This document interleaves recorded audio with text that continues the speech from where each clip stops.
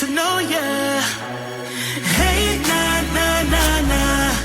Delve into emotion, leave us in this moment. Yeah.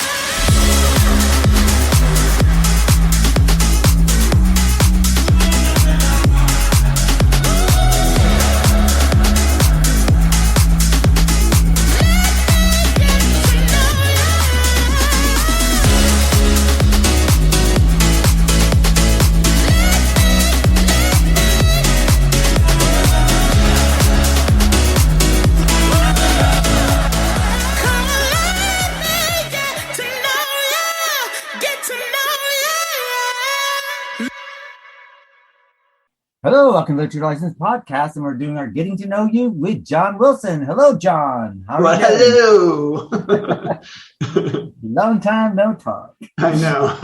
It feels weird being on the other side of the mic, so to speak. Usually we're the ones interviewing. Being in the hot seat for once. Yes, exactly.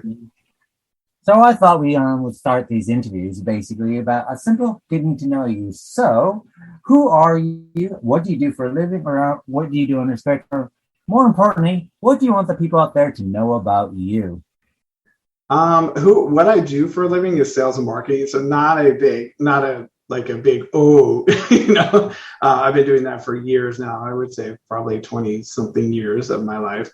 But my joy is definitely doing things like this, doing the podcast. I never would have imagined, how many moons ago, 5-6 years ago, that I'd be doing something like this, because I've always loved art. So for me, I love writing. I love just being in arts, and I love, at one point I was doing production and being a part of that. But anything to do with art and writing and is a joy for me. So my job is sales and marketing, but my joy is definitely doing things like this and playing video games. I love playing video games. That's how Keith and I met a long time ago, playing Friday the 13th. Little did we know, as we're trying to run from Jason, trying to survive getting killed by Jason, that it would form a friendship that, he would offer this opportunity to me to be a part of the podcast, which has been such a joy in my life. Yeah, I imagine that must have been quite weird, coming off of 4 to 5 hours of Jason running after you, and I was like, can we have a conversation? I know. Well, he was, he had even said, he goes, you have this idea, and he had talked at that point, you had the literary agency, and you say everything that you were doing at the time, and working on scripts and working on books and reading reviews and doing all this. And I was like, how the hell are you going to have time to do this? But I was like, sure, count me on, count me on for this. And it's been such an amazing experience, and trying to be a part of the craziness of all these podcasts and these conversations, which I don't think most of the viewers know how much work that actually goes into this. And in the beginning, it was rough, which we both can say, in the beginning, It was like Planet of the Apes were so by the book and everything. And as time went on, we just learned that we had to have fun with the conversations and enjoy each other's conversations. So I think it took us until probably the third or fourth episode where we started finding the rhythm and sort of thing. And then we figured out the wrong way to do an interview. I know. And I think it's funny because I think it was Silence of the Lambs where we just kind of were like, oh, let's just have fun with this and go with it. And the interviews were always interesting because similar to this, there is a structure to them, but you do ultimately just have to flow with the person, and sometimes they don't flow and sometimes they do flow. Well, I think what I learned, because you had a different experience than I did, but when I did Lawrence Hyman Jackson, Shirley Jackson's son, and he was kind of have the questions beforehand. And so I gave him the questions beforehand. So when we did that, when we were going through our interview, I was reading the questions and he was reading his answers. So it was just this really odd interview. Mine was, I gave him in advance too, but I felt like it was the reluctant answers, right? And so, by the time I finished the interview, it was a little frustrating, but you kind of make do with what you have, right? And I remember sending that to you, and you just kind of. Yours didn't even want to be there. It's what does happen? I think he was Christmas, wasn't it? It was a Christmas story, and I can't remember what his attachment to that was, but I remember he had no attachment to that. He had an attachment to Second City Comedy Clubs. He wrote. That's right. Yes. Yeah, and that was a part of the nuance of the story, because the story is written more as a comedy, and like it's different. It's different from the actual movie, which where the character is giving snippets of his life, and it's very comedic. So we talked about that, but the moment when we went into like talking about other things, it kind of always got pulled in. Well, this is what I do, and this one. I'm like, great. Now, but can we talk about the content, right? And it kind of kept being pulled back the other direction. So it's like. It's always an experience, you know. I remember because they were just trying to get him to do like a Christmas, just to bring in a little bit of a Christmas story about his Christmases, just so we could tie it into the December. Well, I think it was like, what was the most memorable gift, right? I think it was something like that. What was the most memorable gift? And he was like, I don't know, I really. And I was like, okay. And I'm like, you could have just said anything. You could have said, you know, a toy train, or you know. But, you know. Rosebud the sled. I mean, it was good enough for Citizen Kane. I'm sure it's good enough for you. Exactly. Make it up. Precisely. This is kind of like, you know, work with me here. Yeah. You know, but it's always to promote your book, but we need to actually promote it so it actually fits in the confines of our episode. And you learn, you know, what it's interesting is you learn every single step of the way. We've learned to evolve and go with the flow of people. And I think that was my first interview. And so I was a bit nervous because it was like, wow, I'm going to, you know, this is going to be something that's going to be on our site, and I want to do it right. And I want to do it, you know, and eventually you realize it's not about doing it right. It's actually having fun with what you're discussing, and, you know, trying to nuance, you know, the questions sometimes, because now I think what I've learned from that is, okay, knowing that question wasn't answered the way I wanted it to, I could throw something in that pulls that interviewer to say something else or respond to something else, you know. I always find a good compliment gives you a lot more content. Exactly. Yeah. Yeah. It's also like, you know, sometimes it's breaking their nerves too. They're just as nervous as you. And so they never ever forget that as well. Like when someone comes to our show and they're, you know, for example, when we did Anna and the Apocalypse, I think they were all such great, but I think sometimes everyone's nervous. So we were using icebreakers in the beginning to kind of loosen people up and get people to start talking about their characters or whatever, right? And so we've learned, you know, from that point, you gotta, you know, loosen the ice a bit. Yeah, basically just have your bullet points. Let's cover, and then everything else doesn't matter. Just as long as you keep the conversation afloat. Yeah, exactly. Yeah. So, basically, of course, we are in the millennia, you know, 2021. And of course, everyone has a social media or website presence. So how would you, if people wanted to keep in touch with you, how would they reach you? Which would you prefer?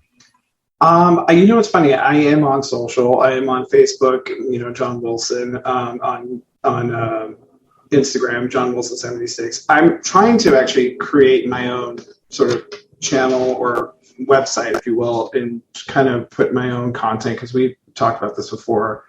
I do write, and I have written a lot of things. I haven't published anything, and I think I just want to get my toes a little wet by creating my own website. So eventually, you know, you can follow me there on Instagram at John Wilson 76, or you can follow me on Facebook at John Wilson. But, you know, eventually on there, you'll notice something probably popping up. I'm thinking about Wilson J, because there's so many John Wilsons in the world. There's a ridiculous amount of John Wilsons in the world. So I'm trying to come up with something that's unique that people can find me and read, you know, and a lot of them are going to be like life experience, but also just stuff that I've written and stuff that I'm co-working with too. Because as I was telling Keith as well, I definitely want to start to work with other people and work on their projects. That is a passionate project for me as well, is to be able to help people kind of get their own things produced or get their own things written, and, you know, help people get their legs, you know, standing. Now, we deal with a lot of different genres. What's your favorite genre? Obviously for me, we explore everything we explore, most of it is horror, sci-fi. If I can get a combo of the two, that's amazing, because I've always, even, you know, listening to other podcasts or watching films or reading content, I've always been gravitated towards the sci-fi, you know, Stranger from Other Planets, you know. I definitely feel like as a kid, like these types of things influenced me and how I view things. Is I always like the what if, you know, you can watch a drama or a comedy it's kind of formaic. So in some ways you get to the point where you watch a romance, you know, and you're like, oh, you know what's going to happen. This person's going to do that. That's going to do that. So it's all predictable, and I don't like predictability. So when I watch something like Midsummer, which we reviewed, like that, it's shocking, but at the same time, it's hard to predict. And I love things like that. That just always keep me on my toes. So that's why I love our podcast so much, because we do review a lot of that. Every once in a while we'll do like musicals and things like that. But I typically am drawn to horror and sci-fi. Yeah. And what is your favorite film? Oh, this is such an impossible, when I saw this question, I was like, this is such an impossible possible answer, because I love film. I love, you know, all aspects of film, like noir, and, you know, and different areas of, we were literally just this past weekend, we were talking about Madeline Kahn and just the movies she was in, and Clue, and, you know, Blazing Saddles. We were talking about all these different films, and it's so hard, because you go, oh, well, this influenced me, right? So as a kid watching Friday the 13th for the first time as a teenager, like that was my first horror, I think, film. No, actually, I take that back. Nightmare on Elm Street was my first horror. But you're always influenced by different films, so it's hard to just go, this is my favorite. It's like trying to pick your favorite child, which I know people do, but it's literally so hard, because, you know, which I'll talk about a little bit later, like, you know, my mom and I have experiences with films, and my friends have experience with films. You and I, Keith, have experience because of what we do. I think that's an amazing thing about films and storytelling, is that you just get pulled into films, and I get the joy of being able to talk about them all the time. So I can't pick a favorite. I'm sorry.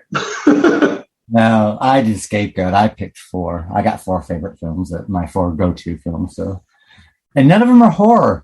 Go figure. That is strange. Yeah. I mean, I could say, if I would say that the ones that I repeat, I definitely say I love watching, which most people don't know, Foul Play. So I remember as a kid, my mom and dad. I love Foul Play. Goldie Hawn and Chevy Chase. So good. It's like a murder mystery, comedy, dramedy. It's really funny. And most people don't know it, because it was like Goldie Hawn in her, 30s? 20s? Yeah. I just know that I want to drive on that highway and listen to Barry Manilow sing "Ready to Take a Chance Again." Yeah, ready to take. I mean, even Beware of the Dwarf. Like, there's just, I mean, it's so good. So that was definitely. We're just Meredith as well. Yeah. The Penguin. I always remember because the Penguin's in that.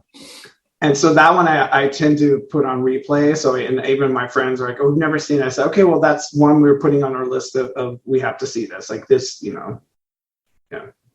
Thank you for reminding me that. That's actually one I have to go out and buy. Actually, I love that film. I watched that. That was on HBO in the early days, and I was staying with my dad, and I was watching it on repeat every time it came on. I watched it. God, I forgot about that film. Foul Play. And I don't like Chevy Chase, but I like him in that. And I love the chemistry that they have in it too. It's really, I mean, it's just a great film, and then just the cast of characters and that are in it that you can't help but laugh, and the suspense by it, you know, it's really fun. It's a fun film. Maybe in season 6 we'll do a San Francisco comedy night where we'll do Foul Play and What's Up, Doc.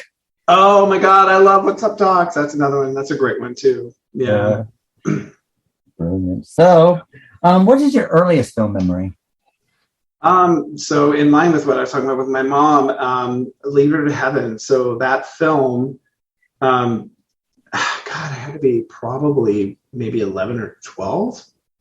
It did 2 things for me when I watched this film. It was one that was like, my mom would not watch the typical black and white films. Like, she would watch like dark, mysterious, like, you know, films. And it was like, you know, for instance, with that one, it is a story about a woman who, you know, frames her sister for her murder. And I just remember watching it going, what am I watching? And I was like so intrigued by this, because most typical black and white was, you know, Breakfast at Tiffany's, or, you know, like those types of films. My mom was like all about Eve and Whatever Happened to Baby Jane, and like some of those films. Like, she loved the macabre, you know. And the second thing I would say is like, it wasn't about the happily ever after, which I think most films always, everyone had a happy ending. So that film, it kind of has a happy ending, but it just, when as you watch it, you go, wow, it's really messed up. Like and as a kid, I was used to, films where everyone gets their joy at the end, and this was not that. Like it kind of is like a really messed up ending, and it just affected me that way. It was just like one of those films that was like, wow, not everything has to be a happy ending, and I like that, and I like that we don't have to have everything wrapped up in a nice little package. Do you ever notice that with films that do not have that happy ending are the ones that pretty much stay ingrained in your subconscious forevermore? Oh yeah, absolutely. Like for instance, it's blanking on me, where the woman becomes an addict and she's on a game show. Requiem for a Dream. Yeah, like that movie was one that just got like burned into my brain. And same with Blue Valentine. Oh my God. That is the most depressing film. I walked out going, I think I need to go watch something, or I need to pet a puppy, because this is it was like, just leaves you in a pit, Well, it's even like those two films, the what I call the Betty Davis double bill. Whatever Happened to Baby Jane and Hush Hush Sweet Charlotte. Yes, I mean, they don't have good endings at all. I mean, her sister's dying, and her last words are like, "I mean, we could have been friends." It's like, bum bum bum, and Hush Hush Sweet Charlotte. Yeah. It's like, she's this tormented woman, and she gets carted off at the end, and it's just like, none of it was her fault. It's all, bitch. Olivia de Havilland's fault. Yeah. So you're left like watching this film going, oh my God. It's like, but those, those kind of films stay with me as well. So. Yeah. I mean, if you think about when we watch like Midsummer and things like that, I think those were not like, wow, we're so happy that, it's perspective, right? And you get to kind of see a different perspective of what it would be if, someone kind of finds their joy in an occult and then, or, like the fact that this whole family gets eradicated by a bigger force than them, when it comes to what was the other one? Not Midsummer, but Hereditary. Like that was another one that you just are left a little bit dark inside. You're like, wow, what did I just watch? But you'll never ever forget it. You'll never forget the scenes and how it played out. Those types of stories. But then again, I guess with horror, is there really ever a happy ending with horror? Ever? You think about it? I mean, if you talk about like the ones with the final girls, because those are typical, right? Like, someone's going to survive, and it's usually the one that's a little bit smarter than everyone else, a little bit more cautious than everyone else. But like, yeah, for the most part, most horrors, as soon as it ends, it's followed up by a scene where the killer's still alive, still persevering. They're going to come back for you, so you survive for now, right? And so there's that, But even if the final girl survives and the killer is dead, her life's never going to be the same, is it? Oh yeah, no, never. She's going to be haunted for the rest of her life.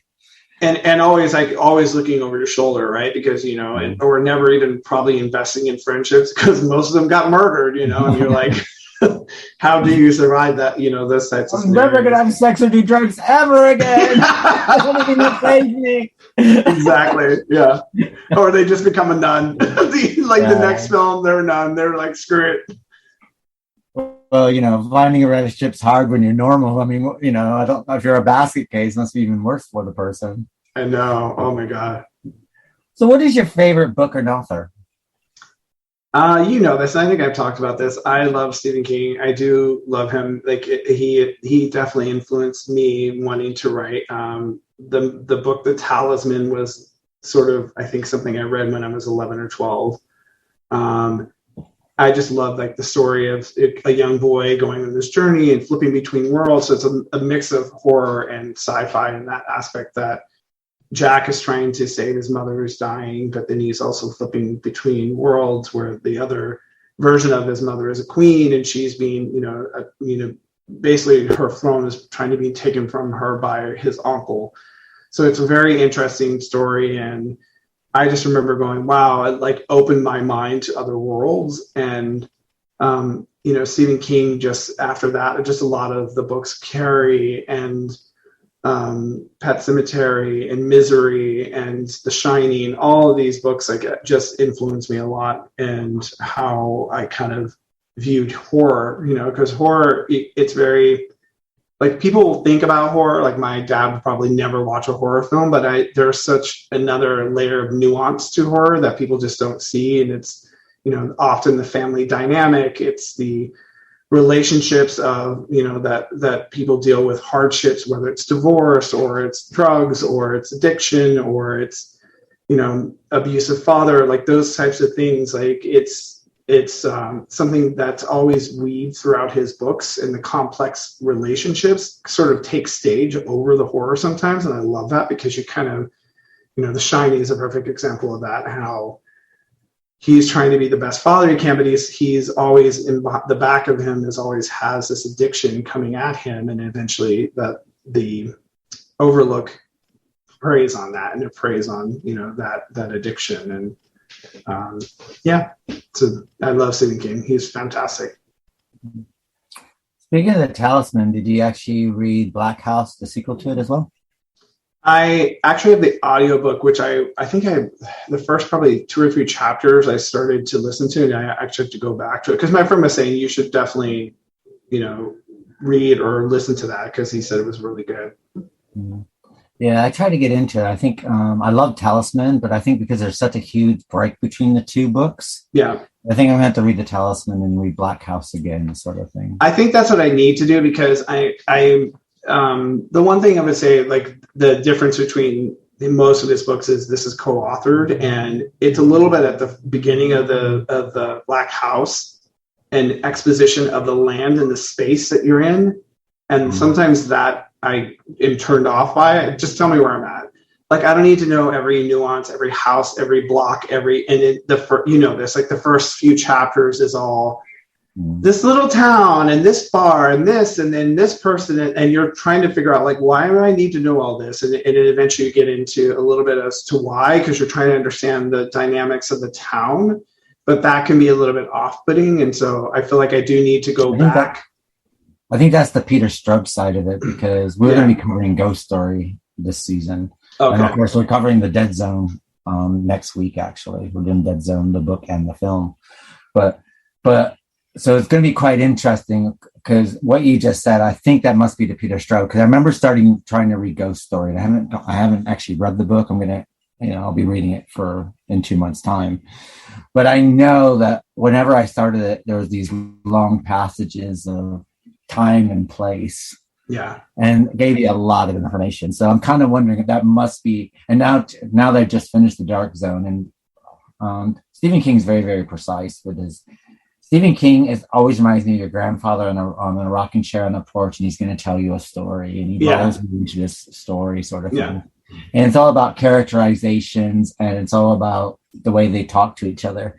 But it's very, very little about the place and the way the place is set out. We don't get a long passages like this is the house and sitting on the middle, and all the grass and all that kind of stuff. And the first one, it works because you're going East Coast to West Coast. So it is important. And then you're flipping between worlds, right? So it is important to understand where things sit, because when Jack does travel in minutes, it's hours, I think, if I remember the way it works.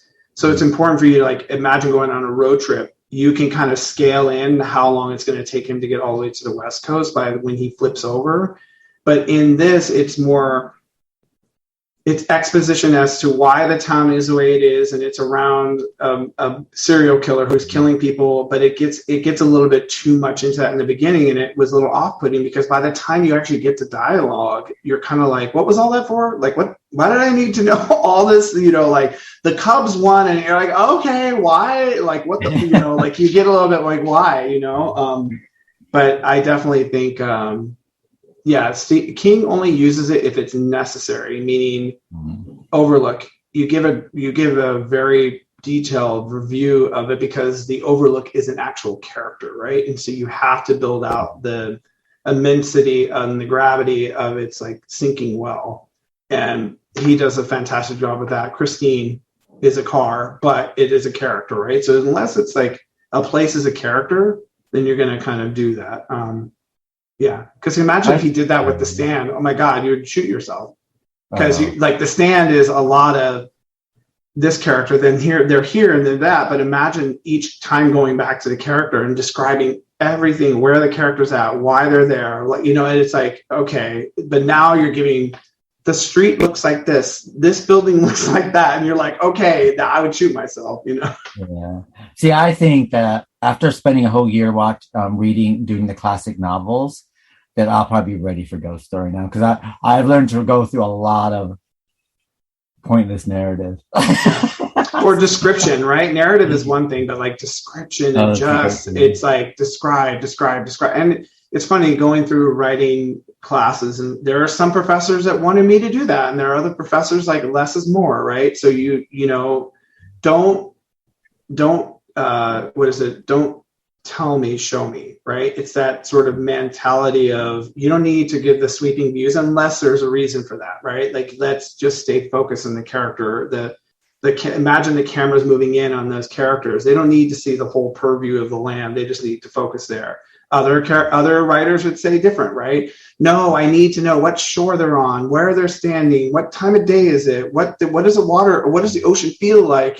How cold is it? And you're like, why do I fucking, and you get a little bit like frustrated, but that's how you're taught sometimes too. So I also give a little bit of room for that, because it is sort of, that's the style. And some people love that. Some people want to know exactly what that scene looks and feels like so they can be in that scene. I don't need as much. I'm pretty much, you could say one thing, like one of his stories starts off with is a diary entry where it is a short story about a man who kills his wife. And it's very, anyone who reads this day I killed my wife. That to me, it was like, I don't need to know what the farm looks like. I don't need to know what anything else looks like. That is like, you got me. You pulled me in, Well, I know about, over descriptiveness. I did do Moby Dick this time, where we had 120 pages of what it means to whale. What whaling is, what kind of ship it is, what kind of harpoon, how many centimeters the point is. Yeah. I think it's also a different style of writing for that time, right? Because we've read a few books that were like that too. I'm trying to remember one of the other ones we read that was similar. Turning of the Screw. Turning of the Screw is like that. Yeah. Turning of the Screw is because you're, again, trying to paint a picture of the landscape of what this property is and where everyone is. And it was like a lot of, okay, can we just get to where they're at right now, and, what's going on and why this is happening, Well, I think you could do, I think like before the advent of television and documentaries in the world that we're living in now, I can understand why you would need that, because people weren't familiar what was going on beyond their own village.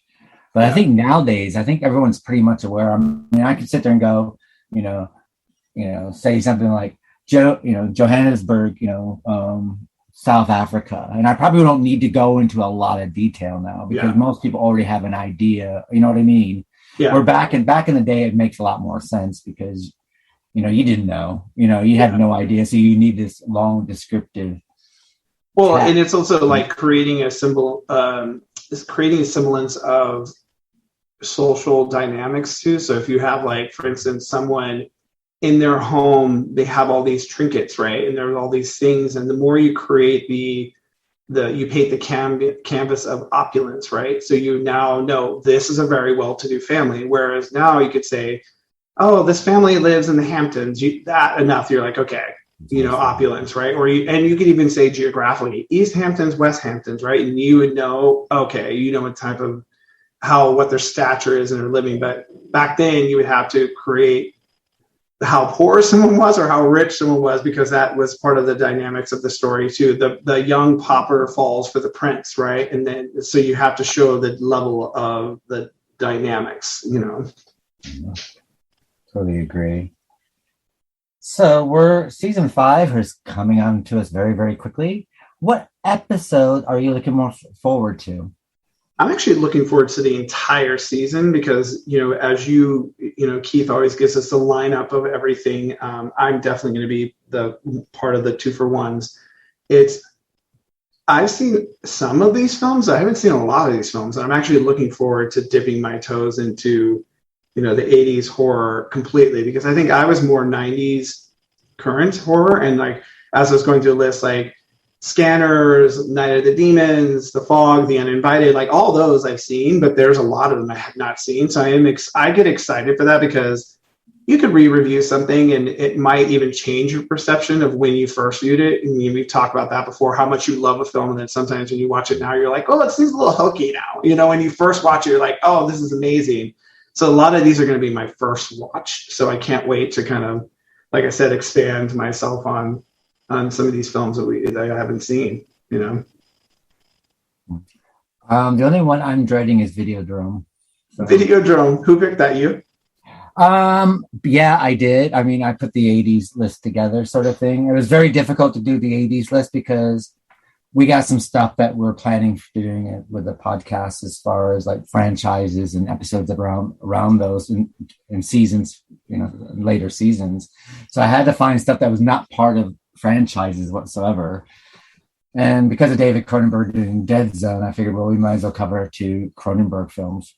So I've seen Videodrome, but it disturbs me. It makes me feel ill and queasy and disturbs me. So great. Yay. Yeah. Well, I'll put this on my list of Requiem for a Dream. Like, I probably will never watch that film again for that same reason. It just made me like disturbed. It just hit me the wrong way.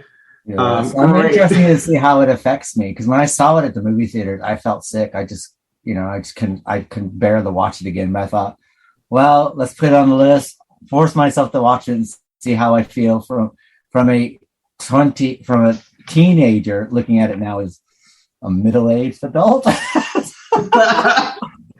Well, I mean, also, I think now because we've seen so many other things that I forget what film we watched that I think normally if I would have saw it that maybe it's toxic and just the way that the effects of, I'm not much for gore. I just don't like gore that much. I'm not a gore person by any means, but after have seen some other films like Saw and like these torture porn, like, Hostel and all this, like after that, you become a little desensitized to things. So when you go back to watch them that you thought was so graphic and gruesome, you're like, oh, that wasn't that bad. You're like, that's good now. You're good, Yeah. I mean, imagine, also when you're watching stuff for the podcast, as is that you kind of watch it. It's different than just watching a film. You're kind of watching it and you're actually studying it at the same time. So you start it because you're going to be talking about it. It's kind of odd. Yeah. So what do you like about podcasting now that you've been doing it going into your 5th year?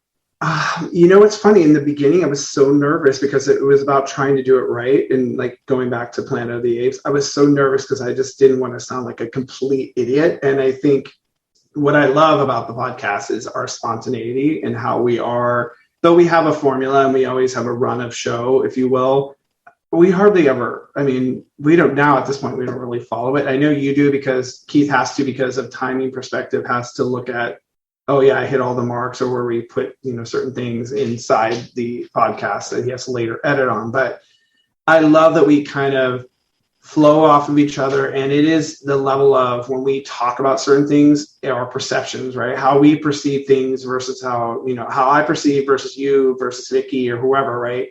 It gives me a new view that I wouldn't have thought about, right? And so there are times when we discuss things, I'm like, oh, and I'll go back and after the podcast and I'll ponder on that a little bit and like maybe rewatch something and go, I did not see that, or I did not. So I love that aspect of it. And I love that we're able to kind of share that with our audience because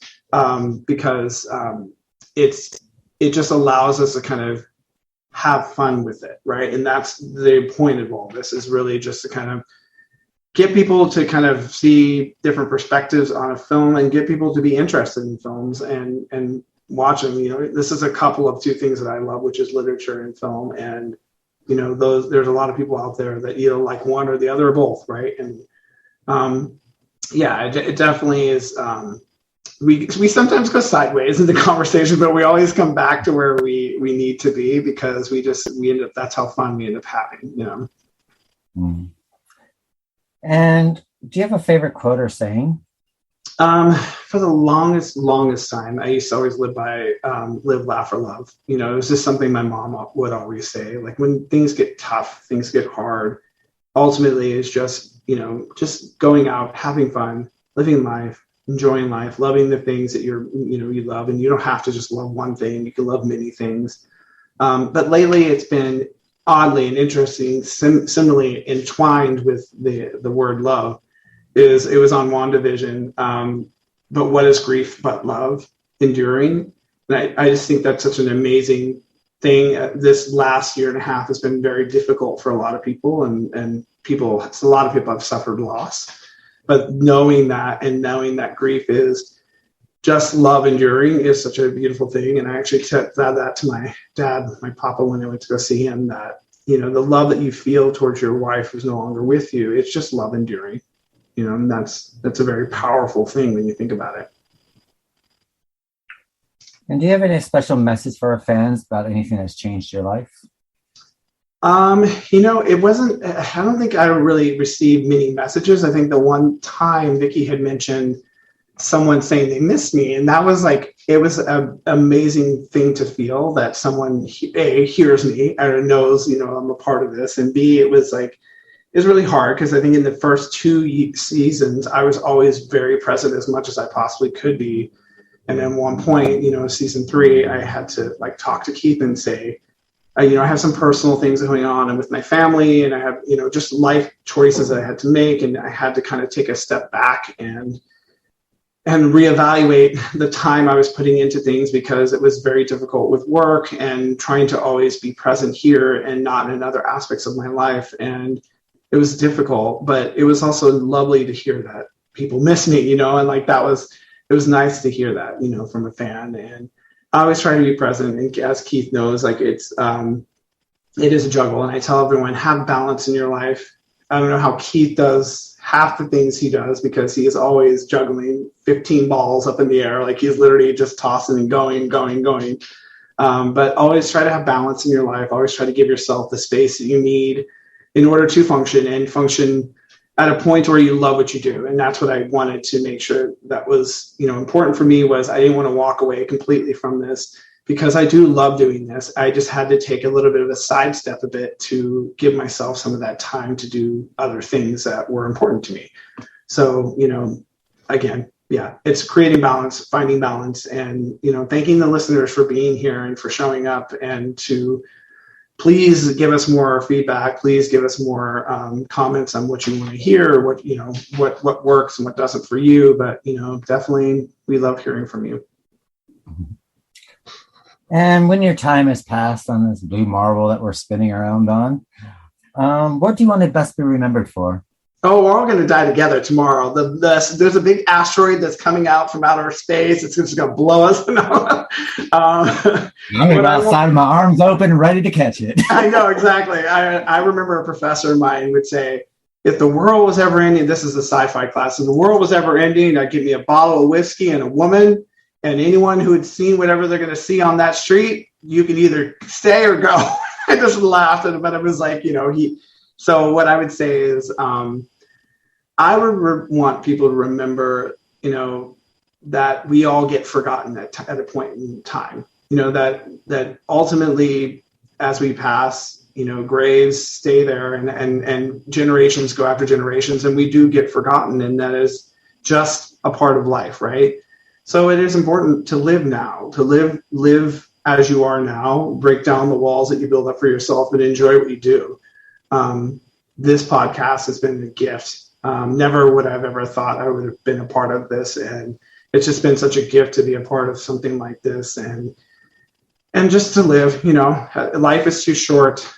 It goes by so quickly. I'm now 45, and it's sort of like seeing my dad, who's now 82. It's like, wow, time just kind of moves. So, just enjoy, live, And Steve Miller Band said, time keeps on ticking.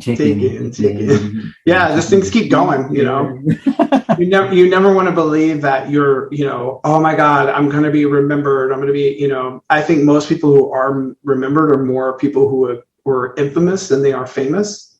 Mm-hmm. So people who died of overdoses, or who died of being really cruel or mean people, they get remembered throughout history. But the people who actually do good things, kind things, who are always there for the people they love, all those people end up dying eventually, and that just disappeared, and I think it's, again, it's just important to kind of live each day as they are, Well, I think Lion King said it best.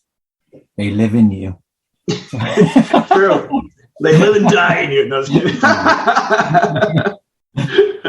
Well, this brings us to the end of the Getting to Know You section. You can listen to John Wilson do our 2-for-1, which is the 80s for season 5, which will start in September. And our first 80s will be Scanners from 1981 and Videodrome from 1983, where I'll probably be queasy and sick. I can't wait. I'll have a bucket for you. And we'll see y'all soon. Thank you. Thanks again, John. Bye. Thank you, guys. Hello, welcome to Literature Lessons Podcast, and it's getting to know Vicki Ray. Hello, Vicki. Welcome. Hi. You know I don't like talking about myself. Well, let's see how much that comes true when we ask you our first question. So, what do you like to do in your spare time, or what do you do for a living? What do I do for a living? Well, I used to be an archaeologist for a long time, and then I started having babies, so that wasn't gonna really go too well hand in hand, especially if you travel a lot. And then I was working as an executive admin for municipalities. And then I just traded that all into me mom for a while. And in between that, I had admin jobs and things like that and dabbled with archaeology still and got some traveling in this year, not much because of COVID. And now I've kind of like traded all that in to do the podcast and do some research for that. And I am a grandmother, which I totally enjoy. And I don't care what anybody says, it's the best thing in the world because I get to go live vicariously through an 8-year-old and keep my youth, at least in my brain. So it's a lot of fun. If someone wanted to follow you on social media or a website, where would they find you? I'm on everything, Instagram and Facebook, and I have a Twitter, but I don't dip my toe into Twitter that much because Twitter is for the faint of heart. One wrong statement and you'll get eviscerated. So I just pretty much stick to the podcasting stuff, llpodcast.com, et cetera, et cetera. Now, we deal with a lot of genres and stuff with the podcast. What's your favorite genre? It's going to have to be the horror genre. I've gotten to the point where, I've seen so many of them. I feel guilty if I can't watch something every night or try to find something to watch. And I've got a lot of horror forums that I, just sit there. I'm looking for anything with shock therapy or jump scare value. But I like all of that old stuff and I like all the new stuff. So, it's just a lot of fun, the horror genre. It's the one they've left alone for the most part. And I hope they continue to do so. Mm-hmm. What's your favorite film? Well, it's not a horror film exactly, but it's always been Braveheart. I think I've watched that movie like 15, maybe 20 times. I'm really guilty of it. I don't know why. It just struck me as just a great film. And it wasn't historically accurate, but the way the movie was directed and filmed epically and beautifully, and it had a great message and story.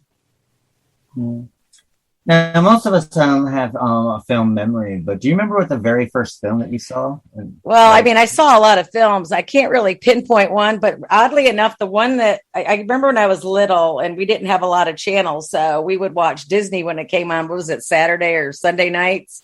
I think it was Sunday night. Wonderful World of Disney. The Wonderful World of Disney would come on just because we didn't have all these choices of cable and internet TV and all that stuff.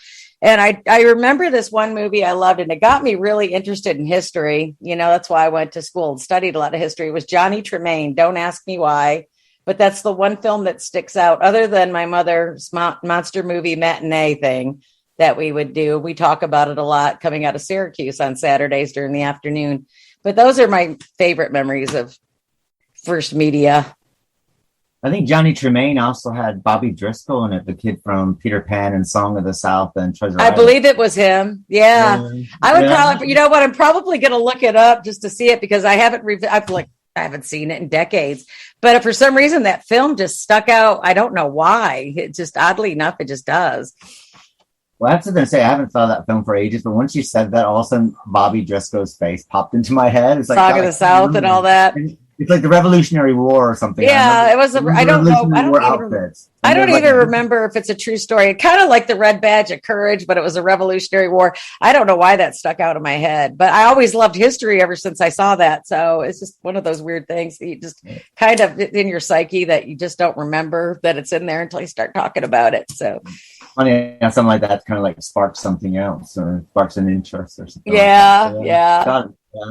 I haven't thought of that film for years. Now that you mention it, it's like bits and pieces are now coming back to me. Yeah. So. I don't know if he was the drummer boy or what it was, but it was just a good flick because I don't know, Disney was a little less freaky back then about stuff, and they just made movies. I imagine what was happening while you were in your home in Watertown and me on the farm. Basically, we probably were watching it at the same exact time. We probably were. You being like 5 miles down the road, watching The Wonderful World of Disney on Sunday nights because we had 5 channels. Yeah. Wasn't like 7? Wasn't like at 7? I think it was actually we had 2 to 13. 13 was the Canadian station. It still is. 13, 11 was WPIX out of New York. And then we had PBS as well. But my mom's PBS was fine for like Sesame Street and Electric Company. But in the evening, they would play like classical stuff, like Masterpiece Theater. I used to love Masterpiece Theater. They don't put it on. My mother would call that long hair hippie shit. That's what she used to call it. I liked Masterpiece. I liked the intro. I liked the sound. I don't know. I liked the music. That trumpeting. What is it? The pomp and circumstance English kind of thing. Yeah. How they always put that music. It just cracks me up. And that music actually gives me fond memories or those warm fuzzies, like when you smell something or hear something. Because my mother also liked it. That's kind of ironic. What's your favorite book and author? That is hard. I've got a lot of favorite books and a lot of favorite authors. I'm going to go with one that, because we just are revisiting it this year, I'm going to have to go with Peter Straub. I know everybody likes Stephen King, horror genre wise and stuff, but I think Peter Straub it gets missed by people in the mix because they're always looking for the big kings of horror. But he did write Ghost Story, and that was an excellent book. I've got it sitting on my table ready to reread for, one of our podcasts, but I think he's one of those littler known authors in that genre that doesn't get a lot of credit. I always call Stephen King the gateway drug into horror. He has to be. King, and then you have to look for something more after him. Well, you got R.L. Stein too, you got stuff like that. But I mean, just once you get into that and it's something that you actually like, I mean, you're always looking for that next thing. And, you get to the point where you're watching the Serbian film. This is the one that everybody's freaking out about. Yeah. So it's not for the faint of heart. Well, Peter Straub's also like the thinking man's horror as well, I think as well. Like his books are like, he's very your thinking man's horror, don't you? So, well, how we just said that we're reading The Count of Monte Cristo, how he was geographical in his book and stuff. Well, Peter Straub was kind of really geographical in his books, at least this one in particular, because he really sets up the states and the background or where this is going and where that's going to happen to my best recollection. So I'm kind of looking forward. I might actually start reading that this week again. And they all take a place like around where we grew up as well. I remember. Yeah, Louville. He mentions Louville and a couple of places where I've been. And I mean, when you see that, you can kind of relate to the writing more. Just like, I know that place. We all know what that feeling's like. Like, oh, well, someone's finally put us on the map. Yay. Yay, someone knows where Watertown, New York is. What episode are you looking forward to in season 5 the most? The most.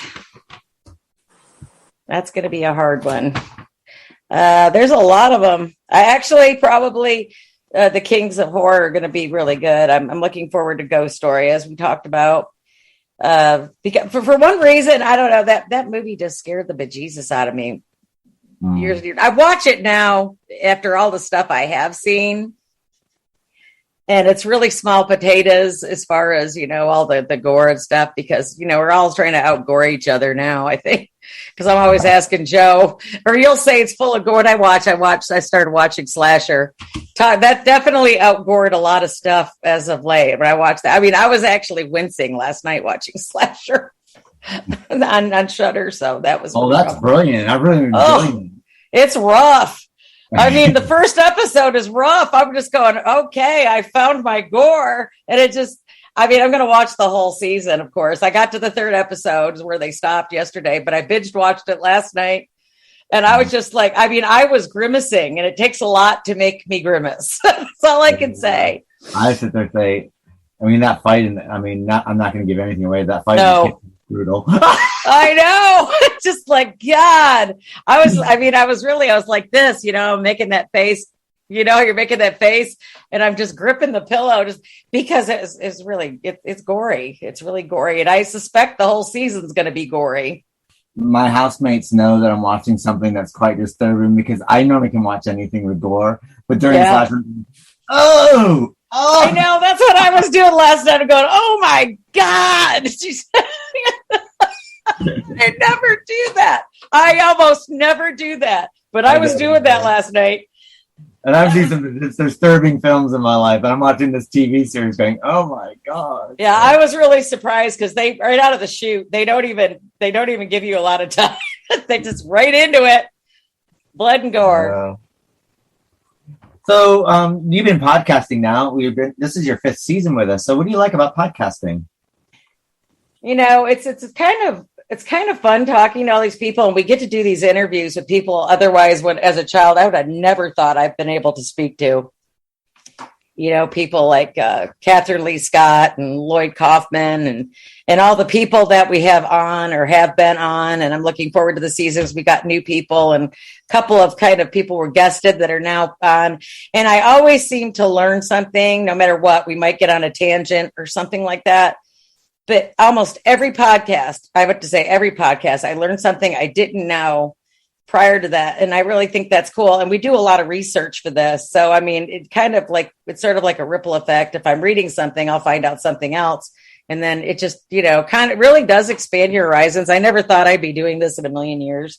And I've always been appreciative of being involved. And it's just something, it's a good time. It's fun.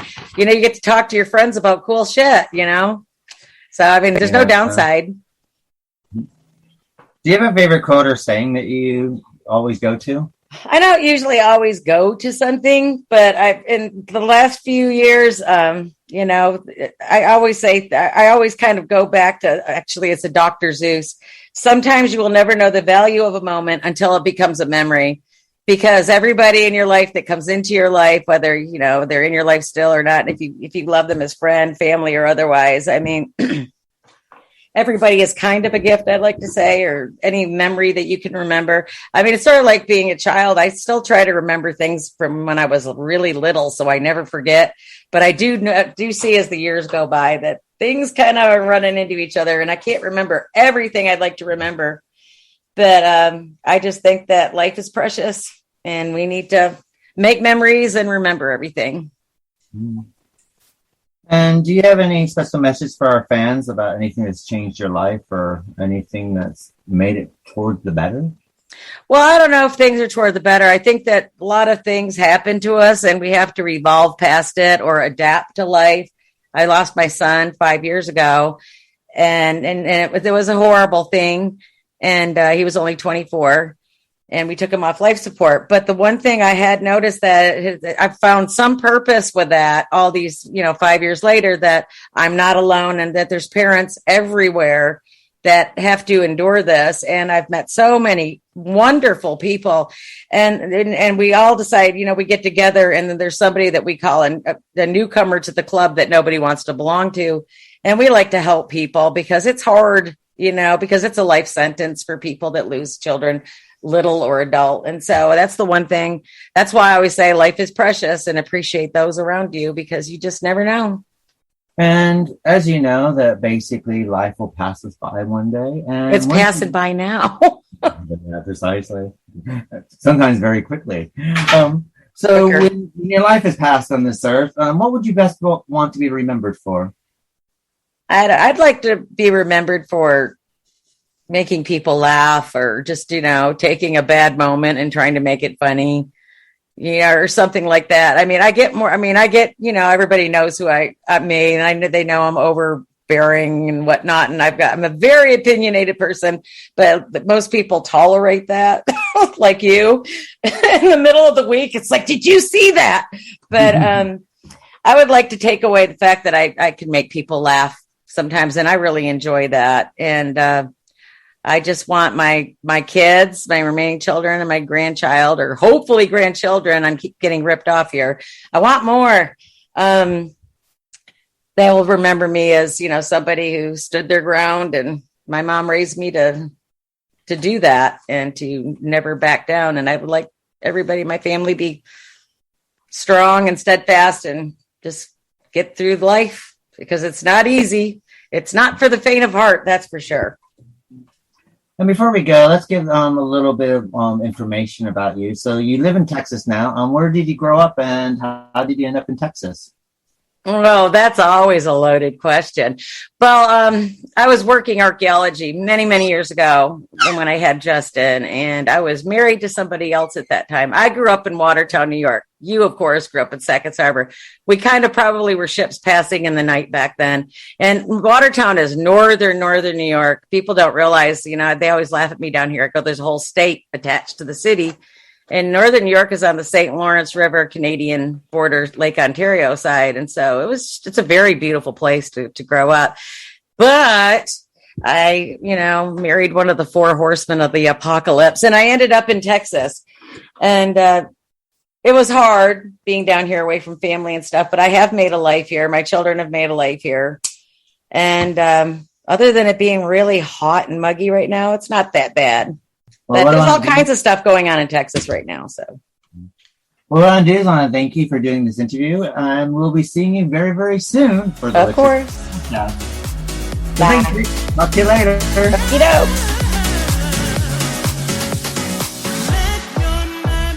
Hello, welcome to Lit Your License Podcast, and we are getting to know Tom Diamond. Hello, Tom. Hello, Keith, and I think Vicky's over there too. Yes, I am. Hey, guys, how you doing today? We's good. Yeah. Many people don't know that Tom's been doing the Dark Shadows episodes with us, and Tom is also a voice artist. He does voiceovers and Yes, also does a lot of voice characters for us. So, Tom, what else do you do in your spare time? Not so spare as I would like it, but so aside from dabbling in voiceovers, in the real world, I am currently an adjunct professor at Stephen F. Liston State University in business communications under my real name, which the Dark Shadows fans know, but which I'll keep to myself. There's a mystery for anybody who wants to find out. Okay, you can go look at any bathroom. His name is everywhere. And yes, call Tom for a good time. Yes, and the phone numbers. And Vicky's been putting them on all the bathrooms. I've included all the pertinent information. Exactly. Yes, Vicky's my agent. You see. So anyway, yeah. So I'm doing that. I'm going for my doctorate in human resources management at North Central University. In the real world, I used to be a medical board investigator in New York State. And then I went into human resources. I have 12 years of that. And so I am, and of course, Dark Shadows fan from way back when. So I would love to get back to my computer gaming. I haven't been able to do that in ages. And now I might just be able to, take a little time and wake up and smell the coffee, because the world we're living in, you got to find some good stuff out there.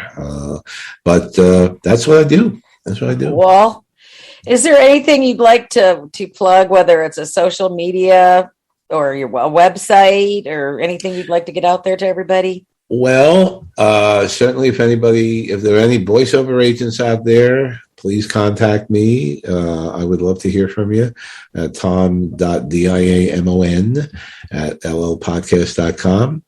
That would be very nice.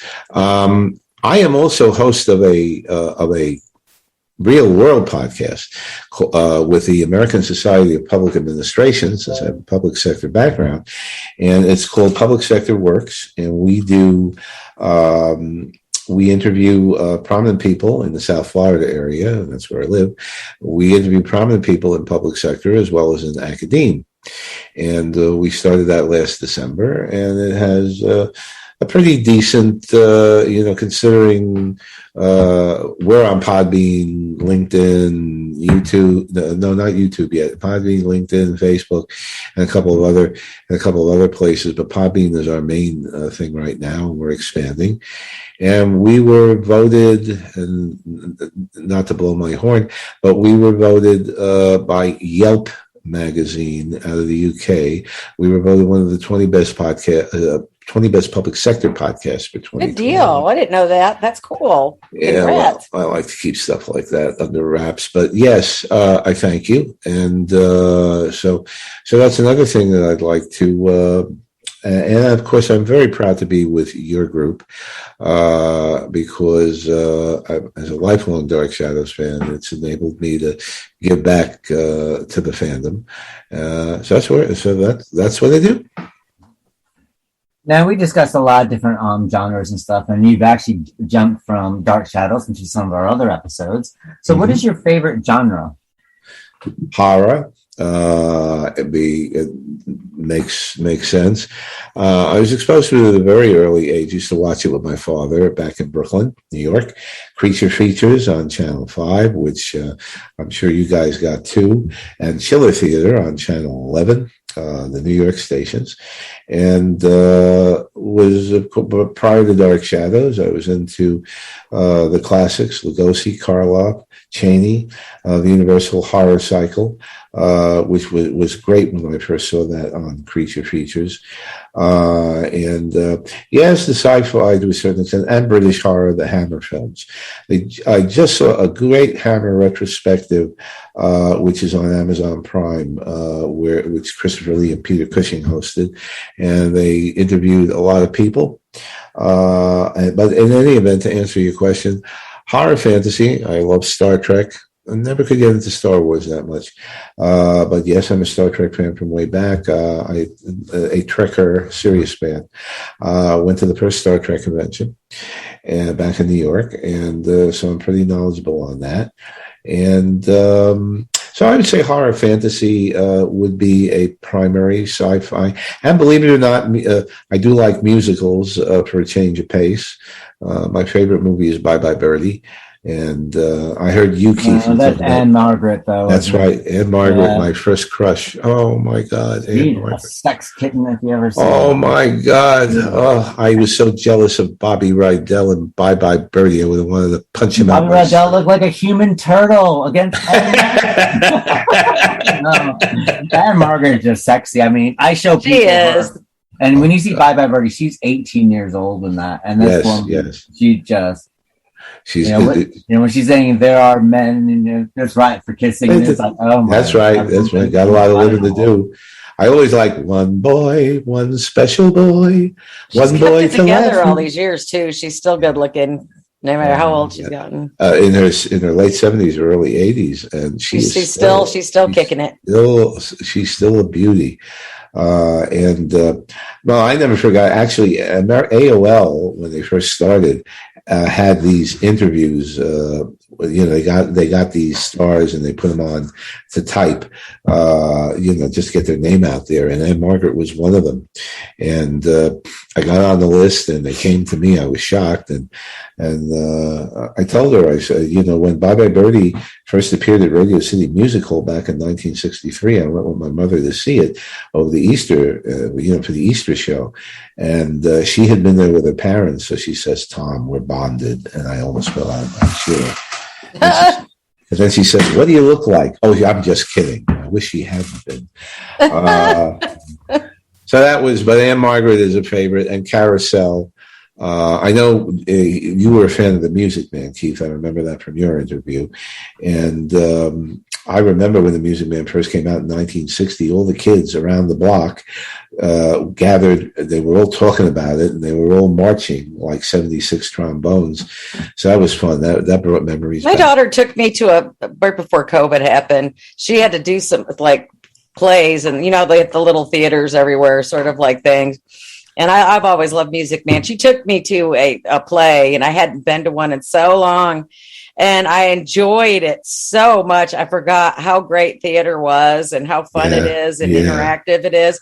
I mean, it's just fantastic to go every so often. It kind of makes me want to go again. I'm hoping that, things keep going as they go so I can. Well, so that would be your favorite. Those are your favorite films, Tom? So let's see. So Bye Bye Birdie is probably my all-time favorite, and Carousel, The Music Man. And as far as horror is concerned, the Lugosi Dracula and the Universal Horror Cycle. And as a secondary would be the Hammer Dracula, the Hammer Lee. Now, what's your earliest film memory that you have? Like the first film that you ever saw? Great Anne question. Margaret. Great question. Anne I Margaret. wish Anne Margaret was a great vampire. She would have made a great vampire. She would have made a great vampire. Yeah. Well, she was in Kitten with a Whip, which was the closest thing she ever got to I that. love her in Grumpy Old Men. I just That was wonderful. adore that movie. Just love more them. and more grumpy old men. But to answer Keith's question, Kronos. That's the earliest movie I ever saw. That was on. It was on Channel 13 in New York before they became an educational station, and they were showing sci-fi. So I remember seeing Kronos, and with my father, and I really enjoyed that. And from then on in, I go to the Saturday matinees at my local movie theater, which showed The Manster and some of these schlock's 50s sci-fi films and so forth. The Eye. Yeah, Remember the eye. the eye that would chase you through? Yep. It was a big eyeball. Crawling Eye with Forrest Tucker. Yes, there you go. There you go. I was looking for that oddly enough the other day. I know there's a movie with this giant eyeball. Yeah, I watched it. It's on the Killer Movie Channel. It's on the Is it the brain from Planet Aris? the brain. Oh my god, that was even with John better. Agar. After Oh my Shirley god, those Temple are left just him. so bad. They're There's one about brilliant. Hitler's brain. There's one about Hitler's brain. They saved Yes, Hitler's brain. yes. I think that was cool. Oh, We could do a whole season just on that stuff, you Oh my know? God, the Manster. Everybody was screaming when they saw this guy with two heads and stuff like that. And Invaders from Mars is another one of my favorites. Ray Milland, man with the X-ray eyes. Is that what it was called? Yeah. That was a real. That was especially the end of the film. Where if thine eye offends thee, pluck it out. Yeah. And that was. I loved Ray Milland back then. He was pretty good too. Oh, he was very, and he was seasoned, and it's fun that he did horror later in his life because before he did, but Lost Weekend could really be considered horror of a realistic nature, and that was a wonderful foray into alcoholism. But Kronos was my earliest memory. Do you have like a favorite book and author? Well, It's hard, I know, to pinpoint it. I had a hard time with this one. Well, I'm a Sherlock Holmes fan also. I neglected to mention that. And I went to the Baker Street Irregular Dinners, a couple of them when I was in college in New York, and was a member of various science societies. So I would say that in terms of my favorite movies growing up in that vein were the Rathbone films, the Rathbone Bruce films. Basil Rathbone. Basil Rathbone. Basil. I think it's Basil. Everybody thought he was quintessential Holmes until Jeremy Brett came along. Right. And then Jeremy Brett really took that over. He was an amazing. If you think that I think Basil Rathbone just looked like Sherlock Holmes. He did. He had that very British, Well, he came from South Africa, actually, originally. Right. He spoke like 5-6 languages. He was a very smart man. I didn't know he spoke that many languages. I knew he was bilingual. So did Christopher Lee. That I did know. Yeah, he spoke a lot. So Basil Rathbone was he was a seasoned character. It's a shame what they did to Nigel Bruce because, the original Watson was just an average fellow, but an intelligent one who happened to team up with a genius. But Nigel Bruce made a bumbling oaf out of him, and all the Sherlockians were very upset about that. So I would think, so my taste in movies goes over into Sherlockiana, and if I see something new, I always try to make a point of seeing it. What about favorite book or author? Favorite books. So the Doyle short stories and 4 novels based on Holmes were probably some of my first favorite. I used to love Stephen King before he got into the gross out. But the early Stephen King. The gross out? The gross out, yeah. I kind of think but that's my own opinion. I think people just wanted a little more gore in their life, probably. I was very annoyed when Stephen King in Don's Macabre referred to Dark Shadows as a Mad Hatter's Tea Party. I had no recollection of that. This is the first I heard that one. Take a look at Don's Macabre. If you ever read I don't think I've read that. I don't believe I have. That's an This old is Stephen King's view on horror movies and television. I have not read it. It's quite a thick one. He does ramble on a bit in the rant. But the early King, I thought I couldn't put Salem's Lot down and The Shining, and those are all excellent books. So I would say, I would say my favorite. I never really got into. So I'd say my favorite author. I was more visual in terms. I love to look at horror, foreign horror movies, also Mexican horror movies, the Italian ones, and so forth. Mario Bava, Dario Argento, of course, Paul Naschy in Spain. But in terms of books, I would say the Sherlock Holmes stuff and anything I used to get my hands on, anything regarding Holmes. Don't forget your love of H.G. Wells as well. Well, it's not number one, but it's certainly I love. It's hard to narrow one book down. I love reading a lot of stuff. I nailed one book down because it's still my favorite. Nothing has compared to that one. One of my favorite books. So. I was more a fan of the movie than the book, and especially Alan Young.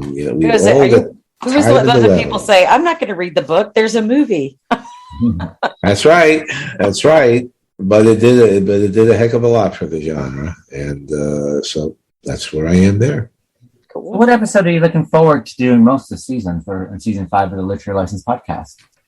Well, of course, I'm devoted to Dark Shadows, and we're going to 40 episodes a clip next month, and so that's going to be double duty. Certainly, it'll be a challenge, and I'm looking forward to that. And I'm sure you'll just coast. I'm not even worried about you. You'll be fine. Well, if I fall down, there could be some pain exercises going on there. If I fall down, Vicky, you'll pick me up. Don't worry, we all got you. We're getting ready for the dips and ups, the highs and lows of Dark Shadows are coming up. Yeah, this is where we separate, the hairy chest from the non-hairy chest. That's for sure. As long as women aren't working. In fact, I was looking at the episodes because we're going to tape on Friday, and I was like, I mean, hear that music, dum. Yeah, these are all great episodes. Though I'm looking forward to these. These been great. I mean, I'm thrilled for these episodes. I don't have nothing bad to say about this. I have enjoyed this is going to be the last great block. Yes. Oh, man, I don't remember because I was a kid. So don't ruin it for me. Don't say this is the last great block because there's some great stuff coming up. But this, as far as like the one that moves the quickest, the most cohesive, and where everybody. Well, so far this has been extremely cohesive. So. Yeah, everybody was remembered here. But I have enjoyed my occasional forays. I joke and say I'm going beyond the crypt into other areas of your show, and I enjoy doing the Time Machine. I enjoy doing the Black Cat when we did that with Lugosi, the 34 Black Cat, which is certainly one of my, and that is another one of my favorite films from the 30s, the Lugosi Karloff teams.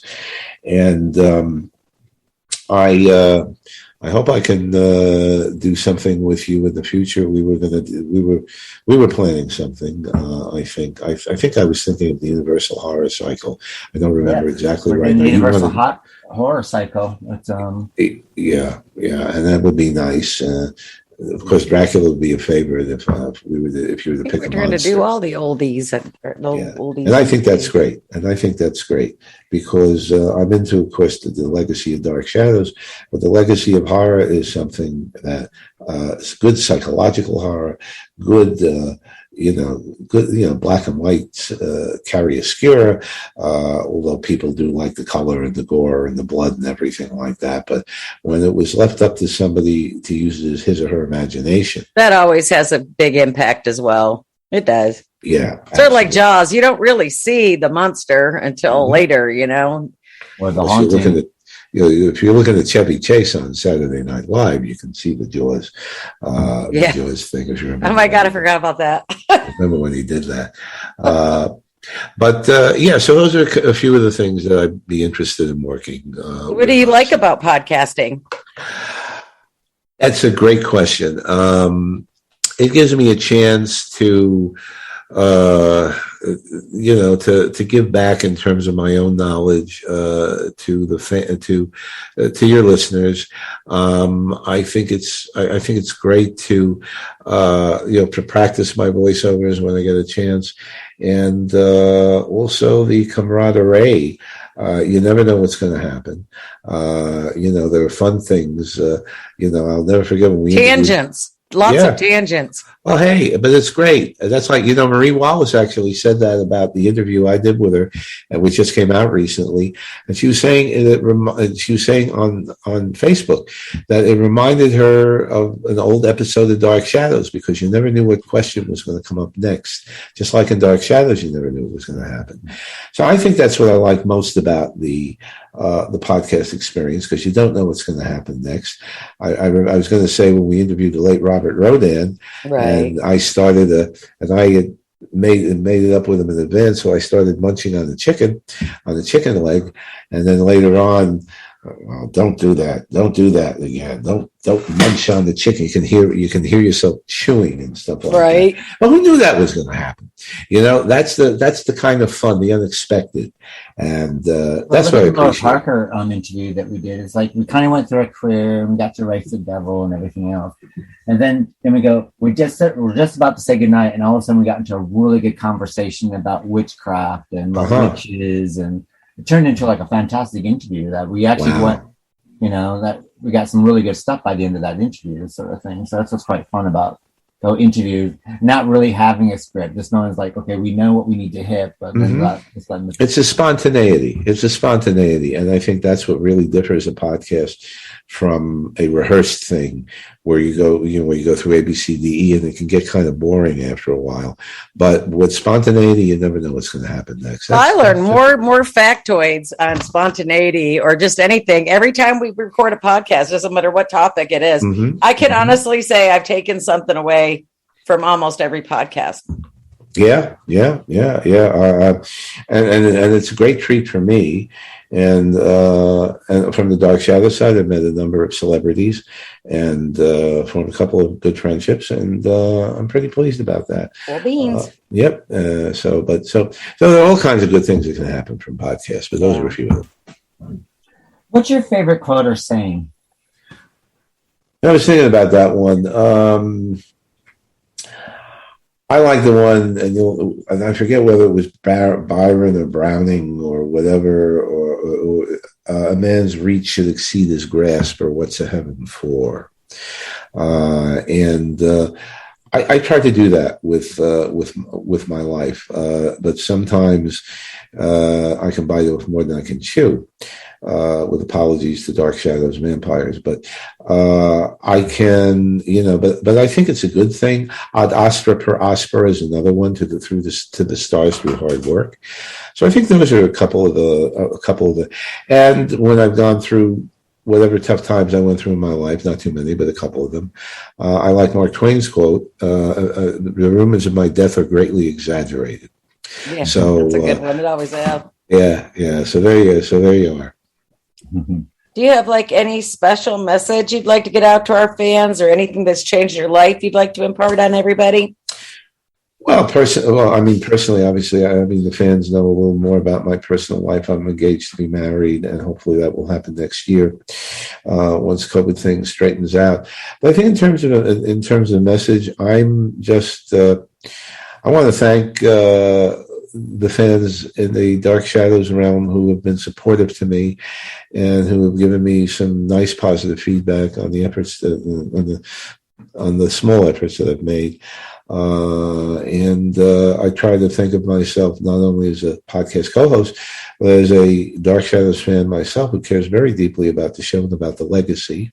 No one could doubt your passion for Dark Shadows. Not at all. Well, thank you, Vicki. You're kind of like the go-to you're like a fountain of information. Yes, I always text y'all like, what's going on here?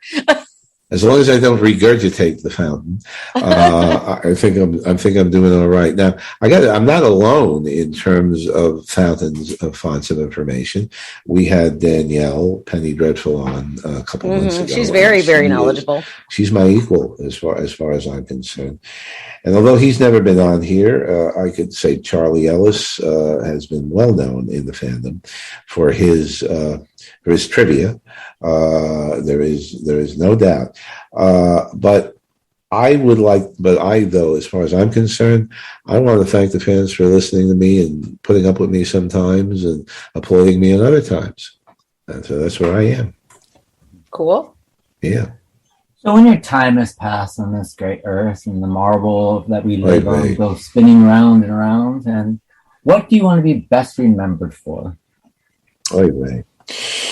Wait. Well, I'll tell you, that's my Jewish Brooklyn coming out.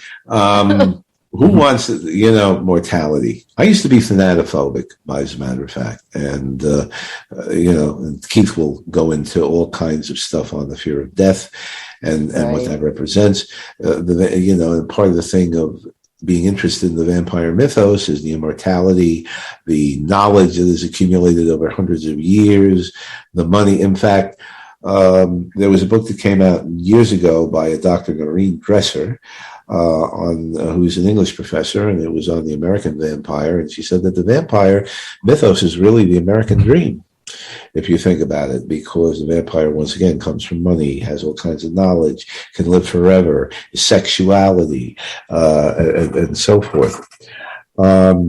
So what I would like to be remembered for is that comes from Star Trek, actually, Sitting on the Edge of Forever. Let me help. And I'd like to think that I've helped people. I enjoy what I'm doing right now in terms of helping my undergraduate college students. And I have enjoyed helping the public health when I was a medical board investigator, getting people jobs when I was in HR. And I'd like to be remembered for helping, and I'd like if somebody mentions my name, whether it's Tom Diamond or my real name, there's a smile that comes to their face, and I hope that happens. I'm sure it does. Cool. And we want to thank you, Tom, for your wealth of knowledge for Dark Shadows. And we're looking forward to season 5 and us grudging our ways to the end. And hopefully, I told you we're when just this going to first carry started. each other over that finish line. I told you when this first started that I wanted to stay with it to the end, and I will. Oh, we knew you would. And I have to. Well, of course. I mean, but and no, none of the fans know this. But how did I hook up with you guys? You had put in an ad on Facebook on one of the websites, and I answered vaguely it. remember that. And I answered it, and somebody else answered it saying, "Who are you?" I didn't say that. Did you? No. Somebody else, one of the other fans answered it saying, "What is this? Who are you? What the hell is this about?" That kind of thing. But I had a good feeling. I said, "I know what this is about," and I'm very glad you hired me, and I look forward not only to seeing the original series to the end, but the other stuff that we do have, and I'm going to let Keith talk about that in the future. But there are a couple of other little surprises we have down the line, and I'm looking forward to participating in that too, as well as other stuff. With the new Dark Shadow series, might be coming closer than we think. They keep saying that. I was going to say that Friday. The article just came out a few days ago. I texted you guys with it. Is that what you said? I haven't had a chance to finish reading that. Is that what you sent us? Yes, it was an interview with, now I have to start remembering his name, but he's the guy, Perry. Perry is the last name, I believe it is. And Is this going to be a CW thing? Not anymore. No, CW turned it down, so he's That's hawking right. it. Okay. He's hawking it, but he's already got some stuff in mind, and he said it in the article. It's going to involve Vicky's daughter coming back to Collinwood because she found out she owns half of it. And starting with Vicky's that, daughter. Yeah, Vicky's daughter. Was there ever there's not a child in the series. Nope. So how did that? So this is going to be one of those surprises. Strangely Sort of like, enough, this is kind of what one of the storylines I put forward through, if you remember. Hey, Keith. Maybe you should write them a letter. Yeah, maybe. Maybe, who knows? Or maybe I should, once it gets made, maybe I need to chase up some royalty. Yeah. Spread it. My idea. Send all of us checks, Keith. We deserve it. But isn't that something? If that was really Trust me, great. actually. But yeah.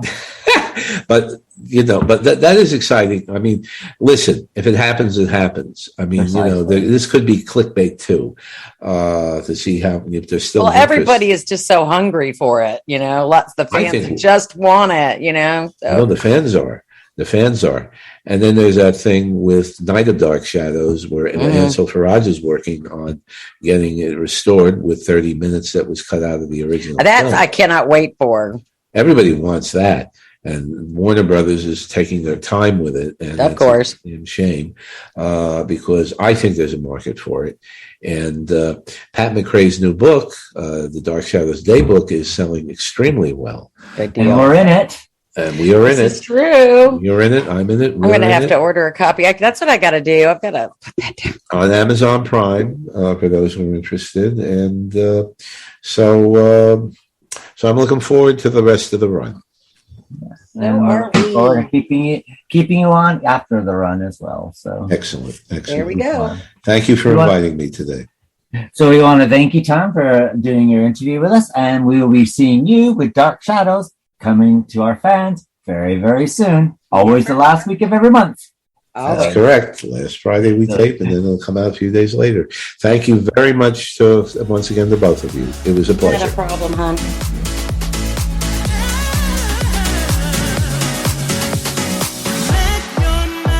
Hello, welcome to Let Your License Podcast, and this is a Getting to Know You episode starring Jesse Fultz. Hi, Jesse. How are you doing? I'm doing great. How are you? I'm doing fine. And I thought that we would get to know you by asking you this following question. Who are you and what do you do for a living or on your spare time? And what do you want people to know publicly? Wow, that's a lot. How do I break that down? Well, I'm going to school right now. I'm trying to get an art major. I'm majoring in art. I love to draw. I like old TV shows. I like old music. Someday I guess I'd like to write or do something with TV. I'm also in a play right now, which I can actually finally announce because I'm confirmed as a cemetery ghoul for the play The Night of the Living Dead. So that's always fun too. Help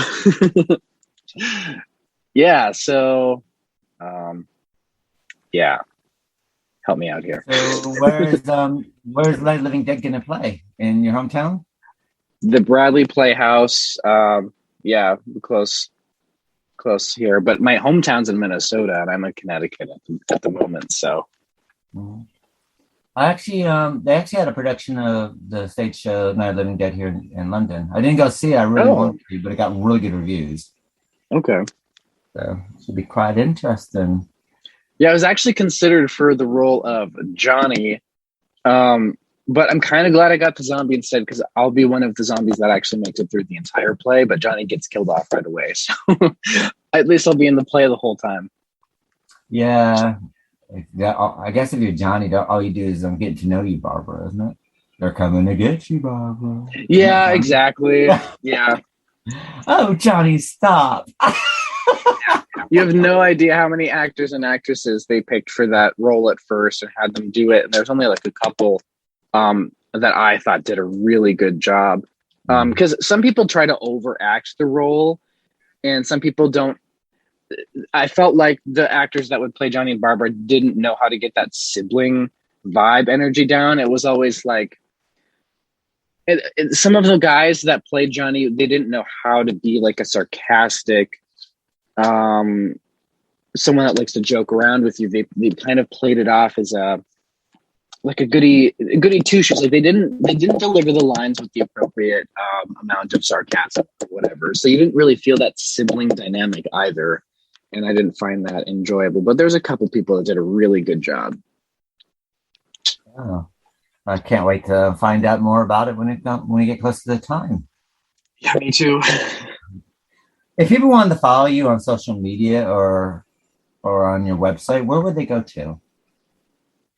Oh, my website is www.amalgamationstudios.com. And otherwise, I'm on Facebook as just, Jesse Foltz or whatever. So, yeah, otherwise, I do also have an Instagram for my art at dark_amalgam. I think something like that.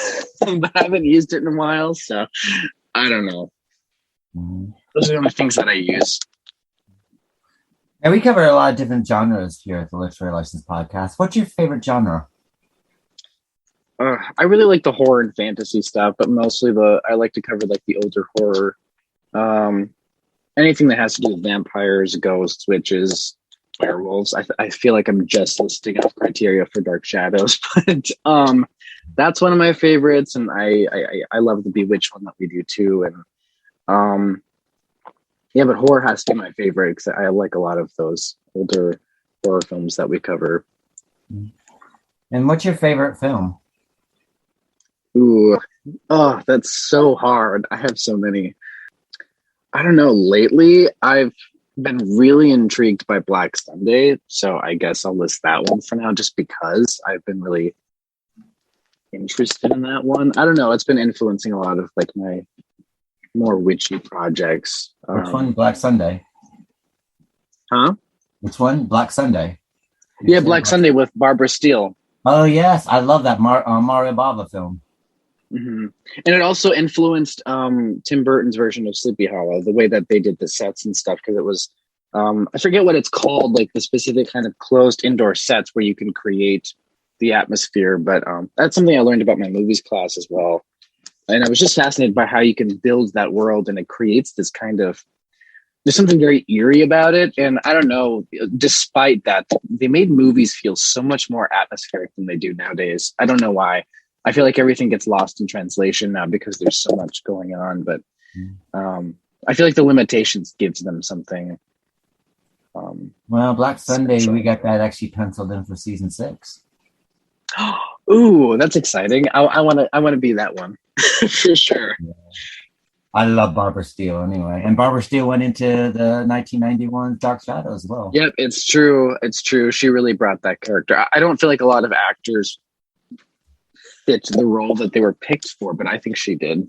Yeah, she made a good Julia Hoffman. What's your earliest film memory or that you can remember? My earliest film memory, definitely The Wizard of Oz. My mom, we used to have like these magazines that had books and movies in them, and that was when they were still VHS and stuff. Actually, we got the Wizard of Oz film from Target, but we got this Wizard of Oz book. It's the annotated version of L. Frank Baum's children's novel.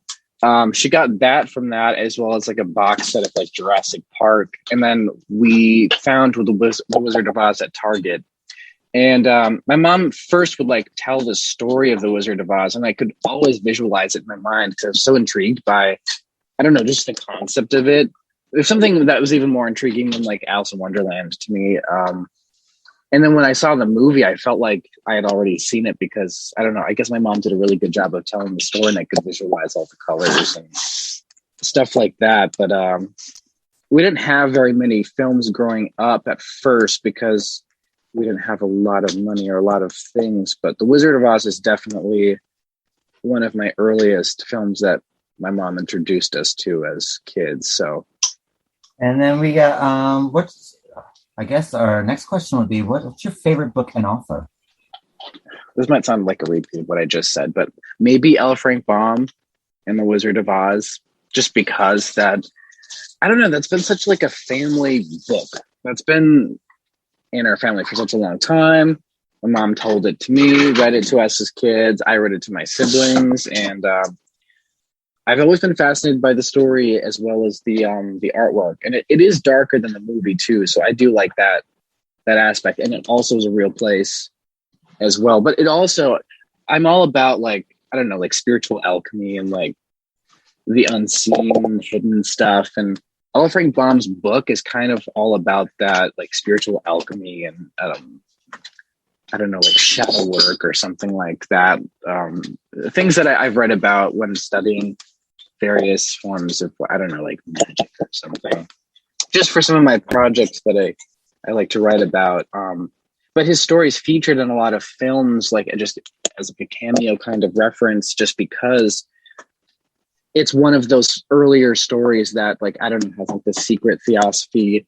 I don't know. I don't want to say agenda, but it has like the belief in practice kind of weave through it. I don't know, accidentally or not accidentally, but a lot of stories use that. There's also a lot of the hero's journey story in there that you can find in like Lord of the Rings, Star Wars, and things like that. So I feel like it's a familiar story to people, and it's relatable, even though it's in a totally fantastical world, and that's what I like about it. So, well, I mean, to be honest, as far as the book of Wizard of Oz goes, I read it and loved it. I would like to see real adaptation to it. I want to see them go that. No, me too. Me too. Yeah. And I kind of hope no one does it before I do, because I want to be the person to do it, because I have so many cool ideas and I'd at least want to be included in it if it was going to be done. So I hope someone out there waits for me in the universe to. There's so many ways to be able to do everything that you probably couldn't do from the 1930s version. I mean, I wouldn't want to, because stop motion I feel like animation. You kind of got a CGI. You can go that route. You can do like a computer animation of it if like a Pixar-y kind of thing. I'm just saying that, and you could do a live action. There's just so many ways you can do it now. So I'd probably want to do a live action one and do as limited amount of CGI as possible, just to create something. Like I would probably do CGI for some pieces that were impossible, but China, just because everyone's made of China, probably. Yeah. When you get to that part, I've always been interested in that. Wish they had included that in the original film, but I also wish they had left it as a real place instead of a dream, because that's an Alice in Wonderland cop out, I feel like. And that kind of ruined it for me. And that's why I liked the book, because it was like a real dangerous, beautiful land that was untamed and uncivilized that all these characters had to navigate through. And it was it was a much more compelling story because of that. Not that, the film itself wasn't, it was like a wonderful Technicolor masterpiece, but there's something magical about the book that I haven't found anything that's kind of tried to take that story on. I haven't found anyone try to, capture that essence as well as, they could. And I feel maybe they just don't get it. I don't know. Maybe they don't understand it. I think they're referencing the film too much of the time. Whenever someone recreates The Wicked Witch of the West, it's always Margaret Hamilton's Green Witch. It's never L. Frank Baum's interpretation. I know she's such a small role and there's not much to go off of, but, they don't really... I feel like they don't reference L. Frank Baum's material as much as they do the MGM film. So... Wizard of Oz, again, will be part of season 6, along with Wicked. We're covering Wicked with the original book of Wicked and the musical Wicked. So, have you read the book Wicked by Frank McGuire? Yeah, I have that. Yeah, they're quite good. They're not a bad little series. First book's better than the other two in the trilogy, but that's what I heard. Yeah, quite good. So we're covering a lot during the Literary License podcast for season 5, which we are currently starting next week, with the Kings of Horror and the 80s horror films, of course, part of what's added new, but we're also doing Soap, Bewitched, and Dark Shadows. So which episode are you looking most forward to next season? Let me see. List off a few. I need a well, for Kings of Horror, of course, we're doing The Dead Zone by Stephen King. We're doing Cabal by Clive Barker, which actually became Nightbreed, the film. Ghost Story by Peter Straub. We're also doing Let the Right One In, the book and film, of course. And The Rats by James Herbert. And some Japanese ones, including Battle Royale and Ringu.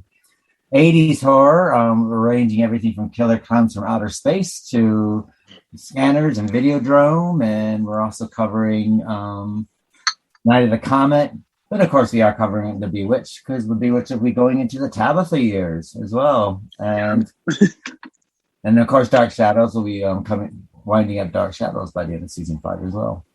Okay.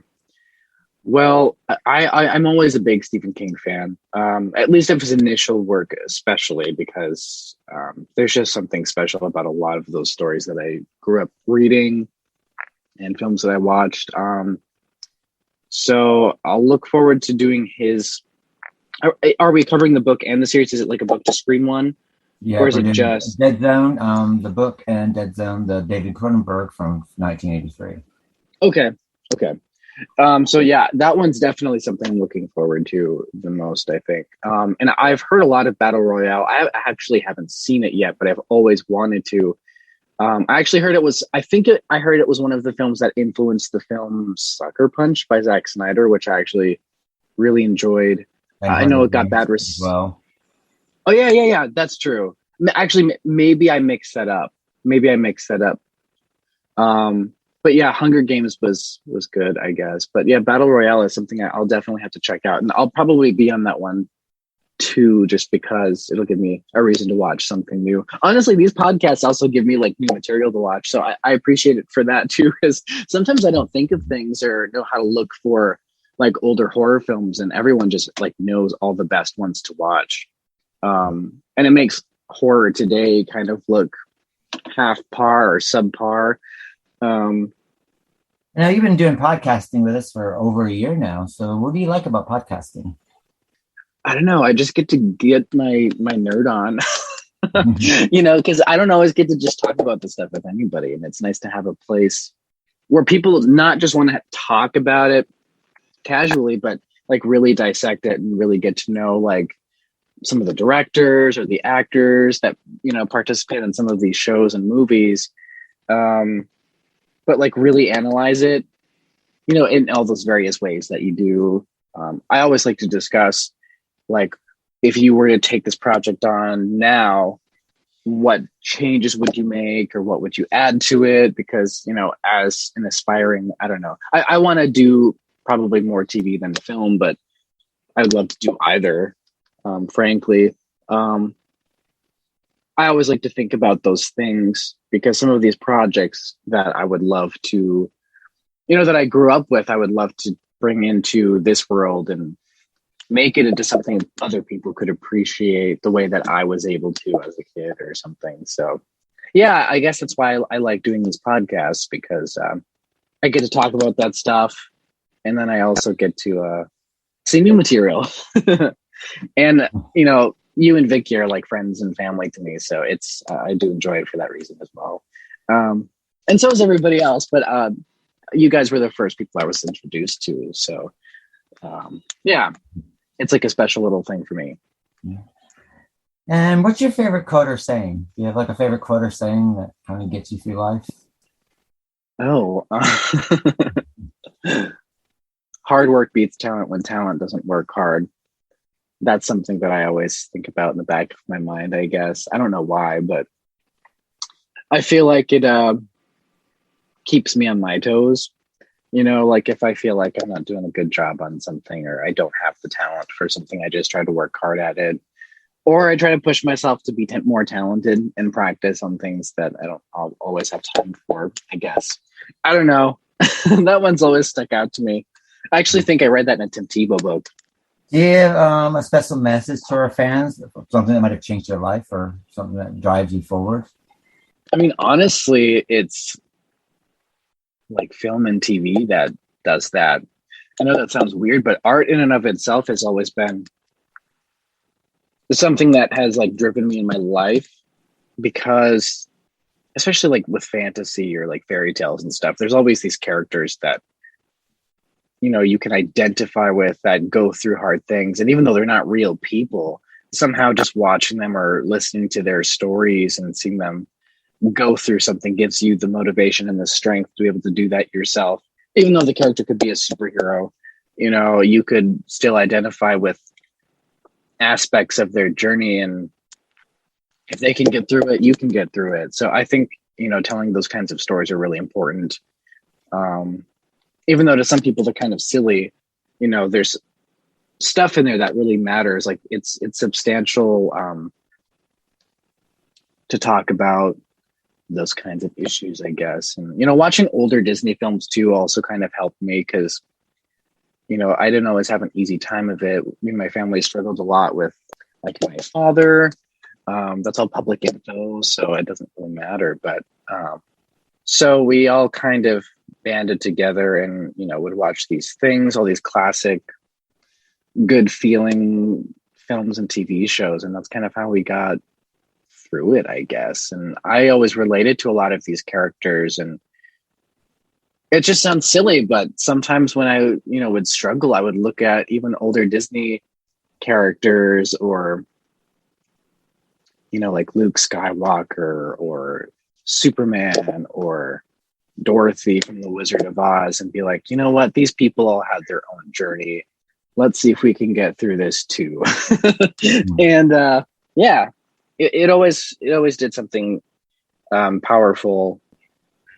It's some kind of powerful effect on me. So I think that it's important to tell those stories, even if other people think they're silly. There are people that do appreciate it.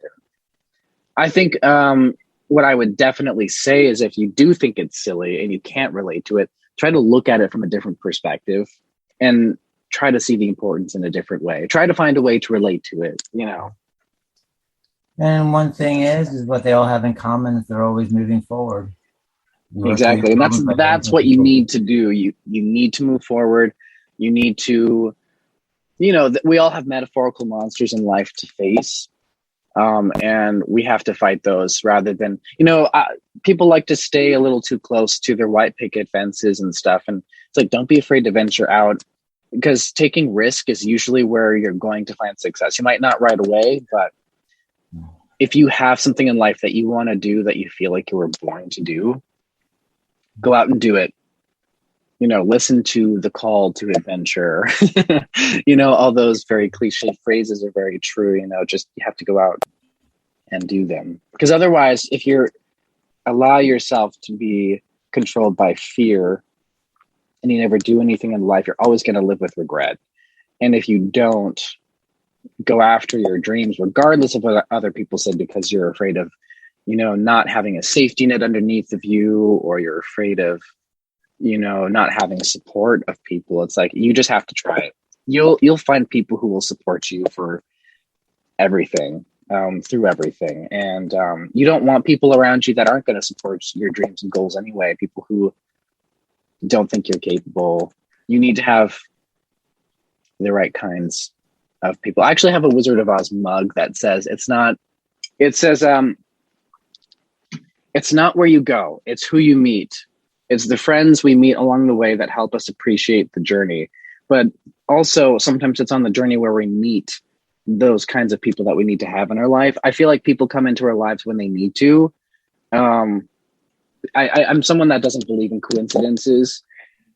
So I feel like every opportunity that comes our way is something that we should, you know, consider or take on or whatever. And it adds to our growth and development as people. So there's so many reasons why, you know, like taking on that hero's journey in our own life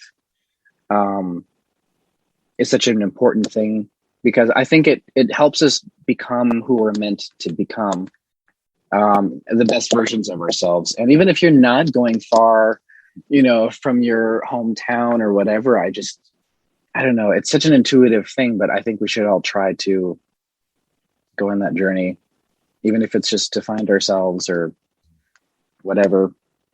Just don't be afraid. Don't be controlled by fear. Don't let fear hold you back.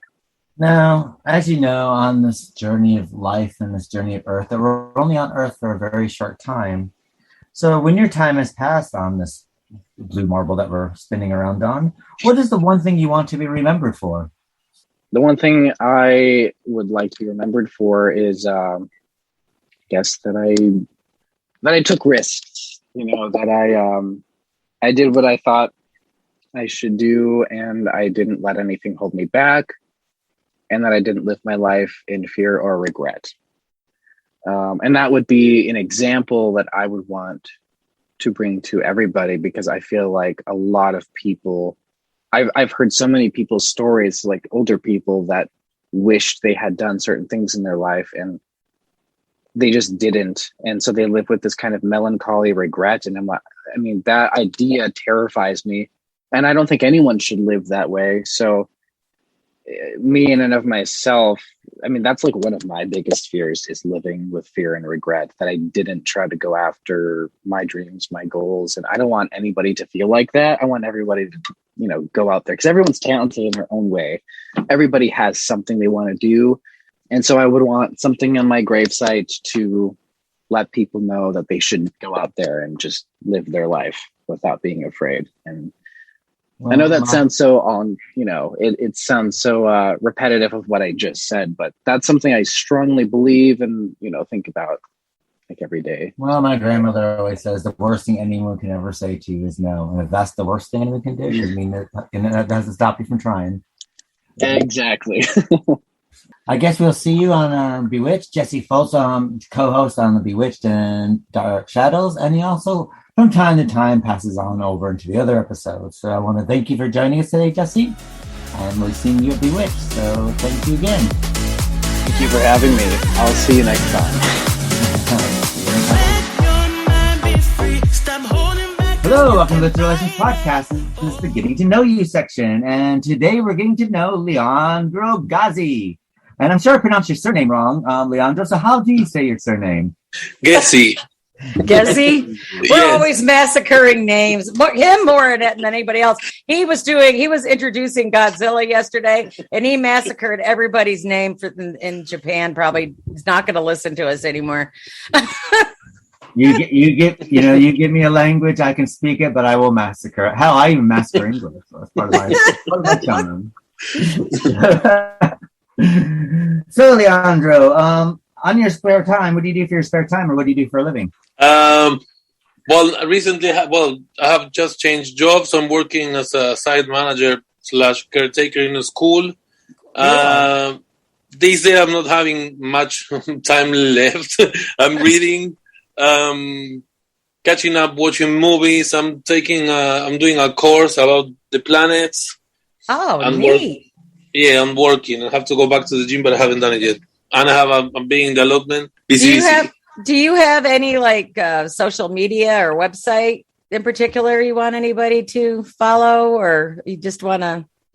Are you alone? No, not really. Any. Instagram. Okay. Don't ask me my Instagram because I can't remember. I gotta find you on Instagram. I'll start harassing you. Okay. We cover a lot of genres in the podcast and stuff like that. What's your favorite genre of film or television or books? Oh, I really like action movies. Those one. Well, when I was growing up, like Terminator, right? X-Men, DC Comics, Marvel. You like all that? Yes, I'm not really like. I haven't seen all the movies from Marvel. But no, I really like action movies. But recently I've been watching, Hannibal Lecter and The Silence of the Lambs and all those. Just a little light movie watching, little higher vibrational stuff. Yeah, I get you. But no, I mean, I wouldn't say. I mean, I can watch any type of movie. I don't have some people say that no, I don't watch certain type of movies. I watch any kind. Actually, I used to have a really good book. I have it in Argentina called 1,000 Movies You Should Watch Before You Die. Yeah. Really, really cool book. Yeah. So, but action movies, are my favorite ones. Do you have a favorite film? Oh no, I have a lot of movies that I like, but I couldn't right now tell you. It's hard. It's hard. Yeah, maybe Castaway. It's a good one. Yeah. Wilson. Okay. Wilson. And the world wept for missing volleyball. Now, most of us grew up on films and stuff like that. Do you remember what your first film memory was? What the very first film that you ever saw was? Yes. the first movie I went to watch at the cinema, there were two. One is called Chatran. It was the name of it's really crazy movie. It was a cat, right? Normal cat was lost, ended being in the wildlife, and the movie was all about that. And I think in the end he found a way back home. Someone put it in a box, and the box ending like in a river. So really strange movie because no one talked, no one said anything. And then was another one called The Bear. I love that. Have you seen it? Yes, really, I love it. That poor little guy. What a talk about a struggle for survival. Yeah, I love that. I took my kids. I love that movie. I've forgotten all about it till you just said something. Those were the first two movies I went to watch this. Oh, you're young. You're young. Do you have a favorite book and author, perhaps, you'd like to share? Well, I have read, when I was studying English, I started to read Roald Dahl, and I have read nearly the majority of his books. I haven't read all of them, but I think he wrote like 40-something books, and I read more than 20. So, who was that again? I didn't catch it. Roald Dahl, the one who wrote Matilda, Charlie and the Chocolate Factory. Oh, I didn't know that. That's well, he wrote Tales of an Unexpected, and in USA they made a TV program. Right. Yeah, that one about the bee feeding the baby royal jelly, and the baby turns. Yes. Oh man, no kidding, guys! You guys think of stuff I haven't thought of in eons. Okay. Yeah. We're covering Kings of Horror, of course, for season 5. So what episode are you looking most forward to this season? Stephen King, because I have read other stories and I like how he writes. And actually have just started to read the book. Then The Rats, because someone told me that's really cool. All the rest of there's one that is like The Ring, so if it is the one with the movie, I have seen the movie. But I would say Stephen King. Wow. Excellent. Well, since you joined us, what do you like about podcasting? Well, I really like because for example, 3 of us or the 5 of us, we're reading the same book and watching the same movie, but each of us has a different perspective of the things, or the same movie or book. And I don't know, for me it's fun. And the interaction and meeting new people. That's cool. That's why I feel about it too. Mm-hmm. Now, most of us live our life with like a favorite quote or saying. What's your favorite quote or saying? Well, I have recently doing a course, and then someone wrote this phrase from Theodore Roosevelt, which is, "It's hard to fall, but it's worth never being trying to go up." Do you have, considering that we're talking to a lot of people when we do these things, do you have any message to fans or people that listen that any specific thing changed your life for the better, for the worse? Hopefully for the better. I think it's the first time someone asked me something like that. Well, I would say to listen your inner voice, because it's never wrong. It has took me a long time to be able to understand that. When you have that voice that is telling you, "Oh no, this is kind of wrong," and you don't want to listen it, until eventually you realize that you should listen more. That, and I read in a book that apparently that's the voice of the wisdom, because that's it's the voice that you hardly never listen, and then you say, "Oh, well, if I would have followed my right." So that. Now, as we know that the human race, at one point we're going to expire and our memory lives on. So when you pass on, was there anything that you specifically want to be remembered for? Well, I don't know, having always been trying to do new things. Actually, you can see it here. So, and before my dad passed away, he wrote me an email, and then he said, well, whatever, he told me he was in his life, so me, whatever has happened in my life, I always stand up and carry on. So yeah, that just like carry on and trying your best and be the best you can be. It's all any of us can do. Mm-hmm. And one last question before we let you go and live the rest of your life until we see you for our next recording. Where are you from, and how and what brought you to England? Well, I'm from Argentina. When I finished my degree, I went to work in USA, and then to be able to go back and work for another year in USA, I have experience. So I have a friend that was living. She lives here in UK. So I came here for a year to get experience, and then I started to play rugby, and then I stayed. You were sold at rugby, huh? Yeah. Well, I started to play. I played 2 seasons and a half. Then someone broke my leg, so I didn't want to go back home with a broken leg. I don't blame you. So then, one thing and the other, and then now I'm living here. Well, we're really glad we got you. So we enjoy your company. No, I'm really happy to be part of the podcast. Argentina's lost is our game. So. That's right. Well, we want to thank you, Sandra, for taking your time out on your Sunday day of rest. And thank you for being part of the Literary License Podcast. And we can't wait to get started with season 5. And we'll see you in a couple weeks. Thank you very much, and see you in a couple of weeks. Bye, sweetie. Bye.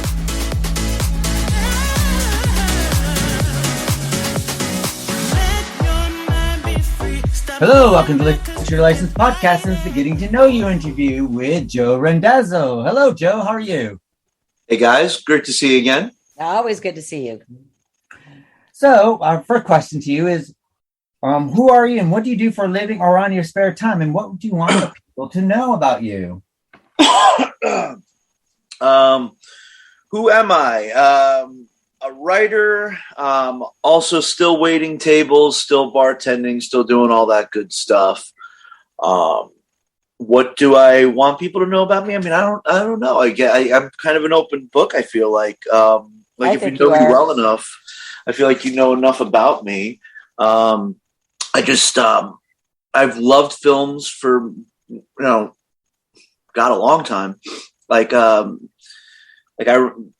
going back to, my parents taking me to see stuff in the theaters in the 80s. So when I was a teenager, like in the mid 90s, I realized this is what I wanted to do. And I just kind of pursued it then at the cost of everything else.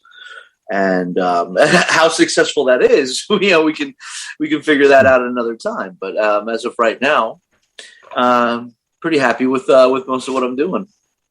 Is there anything you would like to plug or plug in your social media, a website, anything particular that? Well, I'm a regular on the Literary License Podcast, and they just made me a guest. They just made me a permanent host. I know. We're really excited about having you. Honestly, right now, there's a lot of stuff I've written while everything's been locked down, but it's not like anybody can really go check that out. I'm trying to get these projects made. So I guess check out Cesar Nato's Paranormal Halloween on Tubi. Cool. Dave Canfield and I made that in 2014. I think it's the only one of Perfect Candidate is available in a lot of places. I know Troma Now is going to be putting it on soon. They haven't put it yet. Those are the only films of mine that are available widely on streaming. You can get Deadly Xmas on DVD as part of the holiday horrors. Well, didn't you help with Hex and Arcane? I did help with Hex and Arcane. Amazon took them down, but I helped to produce their first season on which you can get on YouTube, and I think they're still on Vimeo. Good. I was going to ask where they could be found because I couldn't find them. Yeah, Amazon Prime took them down, and unfortunately, I don't know. They're going to work on getting everything back up there. You can definitely check them out on YouTube, though. What's your favorite genre of film? You asked me today, it's horror movies because generally that's what I'm associated with, and it was the first genre that I really loved. Like I always looked for something that might scare me when I was a kid, and it very rarely actually does scare me. I think a good ghost story could scare me still, or creep me out at least. like I'd never seen the Conjuring movies until earlier this year, and I remember that first Conjuring movie. I remember sitting there going, "Holy shit, this is actually tense. This is actually getting under my skin a little." So horror is definitely the genre I love the most, but I love all of them. I can watch any kind of movie, and I try really hard to watch at least one movie a day. I don't know if it's not always possible, but I try to. I feel ya. What do you have a favorite film? Again, depends on what day you ask me. Normally, my answer to this is Sergio Leone's Once Upon a Time in America, the gangster epic he made in 1984. Oddly enough, because I feel like, although it strays far from the novel, I've never read The Hoodlums. It's probably as close as I've ever seen to a novel actually being put on film, because of just how slowly it burns and how deeply you feel like you know the characters and you know their relationships. And there's something about that movie that's kind of hypnotic to me. And I try to watch it every couple of years just to kind of refresh. That's normally the answer I give. I started to really love Mulholland Drive by David Lynch a lot more, and I started mentioning that more often. I was telling somebody I work with that I think Casablanca is one of the most perfect movies ever made. I think it's one of the very few absolutely perfect movies. So, those are the three that immediately That'll work. Probably a lot more. Oh, wait, I didn't realize my phone was on. Let me go turn that off. So, what is your earliest film memory? Like the first film that you saw? Do you remember what year? I don't remember what the first film I saw was. From what I heard, I used to when my parents used to take me to the video store on the corner. I used to rent Roy Ward Baker's The Monster Club a lot, and I think I could so see that. To the point that at my place in LA, I had the original framed poster hung. It's in my storage locker now. But there was something, I think it was the box art that got me, because it was the movie poster, which is by Graham Humphreys. Great, fantastic. I didn't even know that the guy who created the poster, he and I are friends on Facebook now. I had no idea. But this great collage of colorful monster faces. And the VHS tape was one of those big box tapes where you had Elvira on the side of it, just kind of pointing to the poster art. And I'm like, there's something about that still to this day kind of is everything I love right there, right in the open. Hot goth woman, bunch of monsters. Hot goth woman. Can't live without the hot goth woman. I think Elvira made me more interested in the genre than I ever would have been otherwise. I think she did more for the genre than anybody else, actually. Do you have a favorite book or author? Right now, I'm knee deep in the Dead Zone, and I'm absolutely loving it. I'd never read the Dead Zone before. Probably up until this point, I probably would have said either The Things They Carried, which again, it's kind of cinematic in a way, because you kind of, I haven't read it in a long time, so it wouldn't be too smart for me to try to go into too many details. I think it's very cinematic in the way it kind of unravels. The Godfather by Mario Puzo. I love the novel. I read it also when I was in high school. Required reading? I think When the Legends Die. Reading if you're going to an Italian school. You're an Italian growing up in Bensonhurst. That shit's surrounding you. That explains all of that right there. You don't see no more.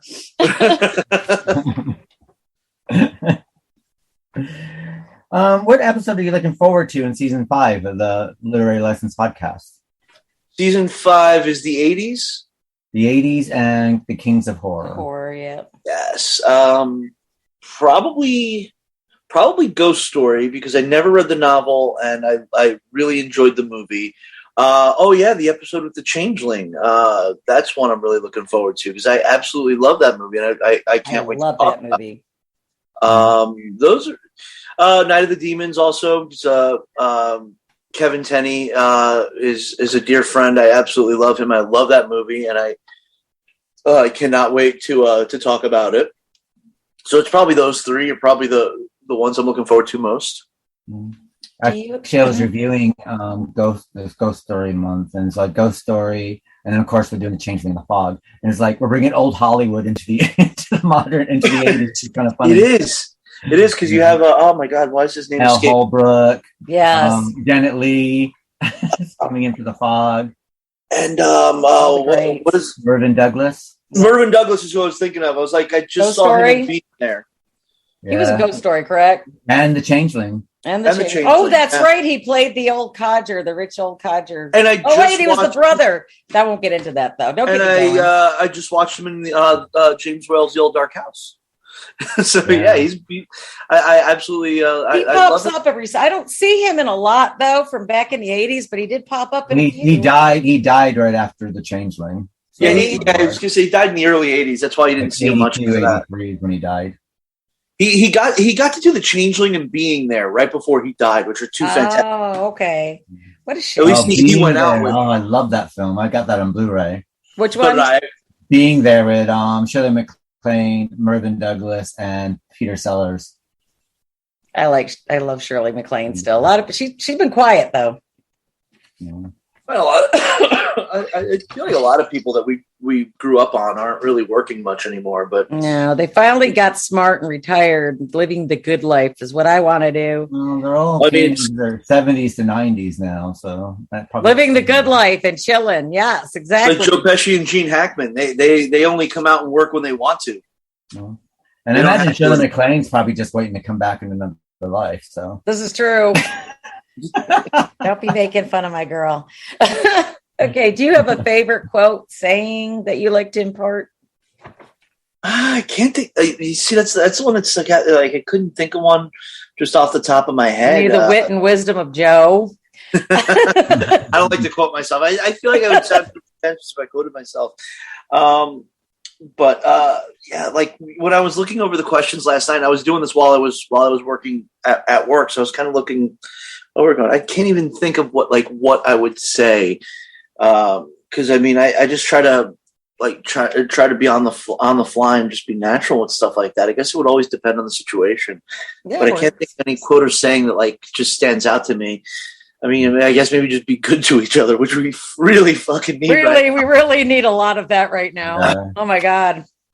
That'd probably be the best thing I could tell anybody. Just try. That's very fitting. Very, Don't very hurt. fitting. Try a not little to bit of understanding will go a long, long way. Yes, please. So what do you like about podcasting now that you've been doing it almost consistently for a full year? Yeah, I mean, with you guys specifically, because I generally do like a little guest spot here and there on other places, but with you guys, what I'm enjoying is being able to discuss something that I'm really passionate about with film, with horror, with writing, a lot of this stuff. It's cool to revisit a lot of older movies that, like, sometimes you'll throw a curveball my way and I'll be like, wow, I haven't seen that movie in 25 years. Let me revisit it. Or sometimes I'll see, it'll be something where I'm like, I wasn't a fan of it. And then when I rewatch it now, I'm like, I'm glad I rewatched it because I saw something in it that I didn't see before.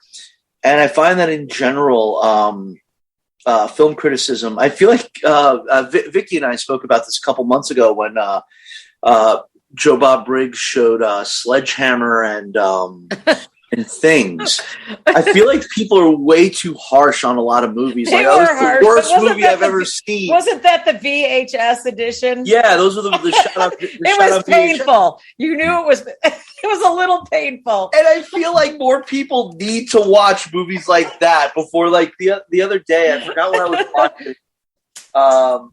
Hudson Hawk. I'd never seen Hudson Hawk with Bruce Willis and Danny Aiello, and my roommate threw it on. And it was like, yeah, everyone says it's one of the worst movies ever made. And I watched I liked it. No, these people need to like see worse movies. I liked Hudson Hawk. So I find like a lot of times I'm like, I don't think people understand the difference between not liking a movie and actual bad filmmaking. But I like I try to be as kind as possible because there's a lot of times where it's like, sometimes you just don't have an easy way out.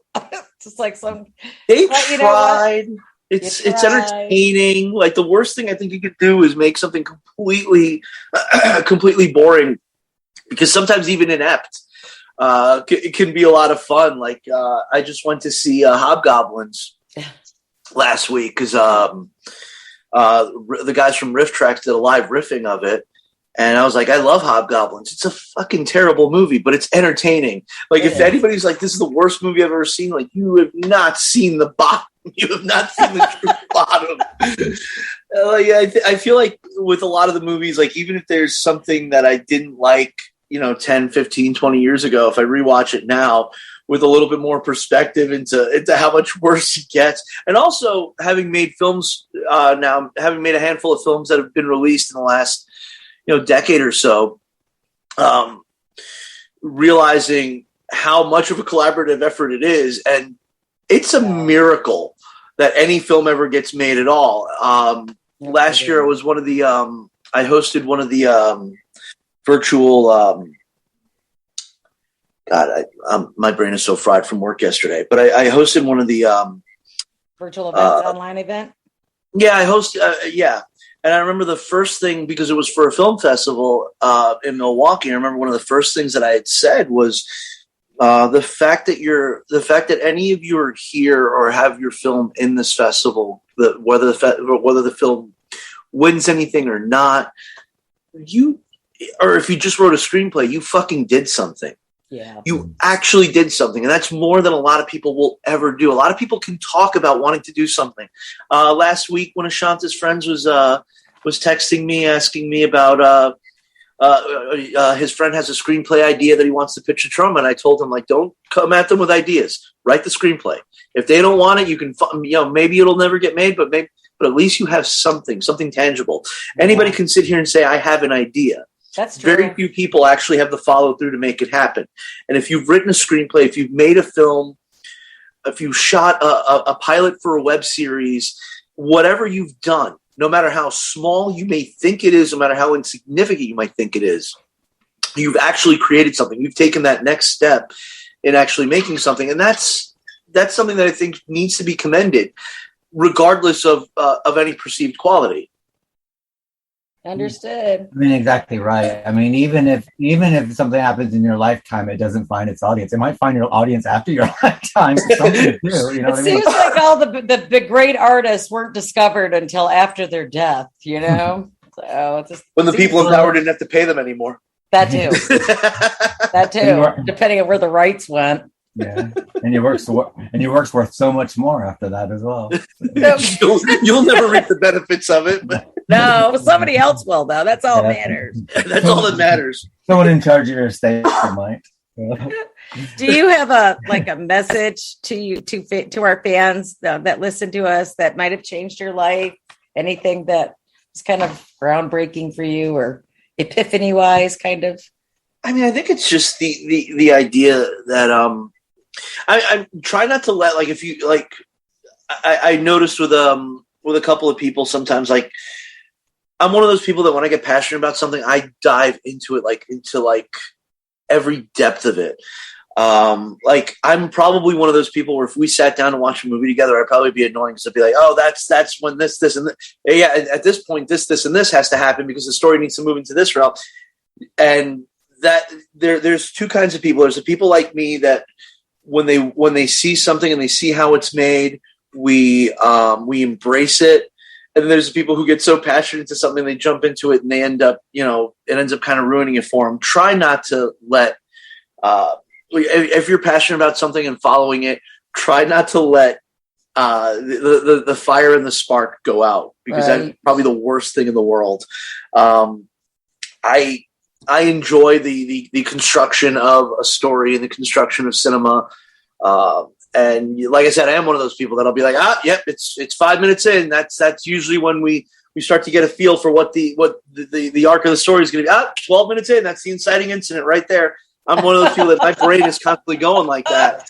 And I realize I can't be like that with everybody. Like, I have to kind of internalize that and be like, okay, 5 minutes into Rocky, this is where he says he doesn't want to be just another bum. from the neighborhood. That's the idea, and that's the idea that drives the first movie and potentially the entire series. Exactly. But you always find that, and you can't let knowing that stuff ruin it for you, because then you realize everything's a formula and you've been watching the same movie for 40 years.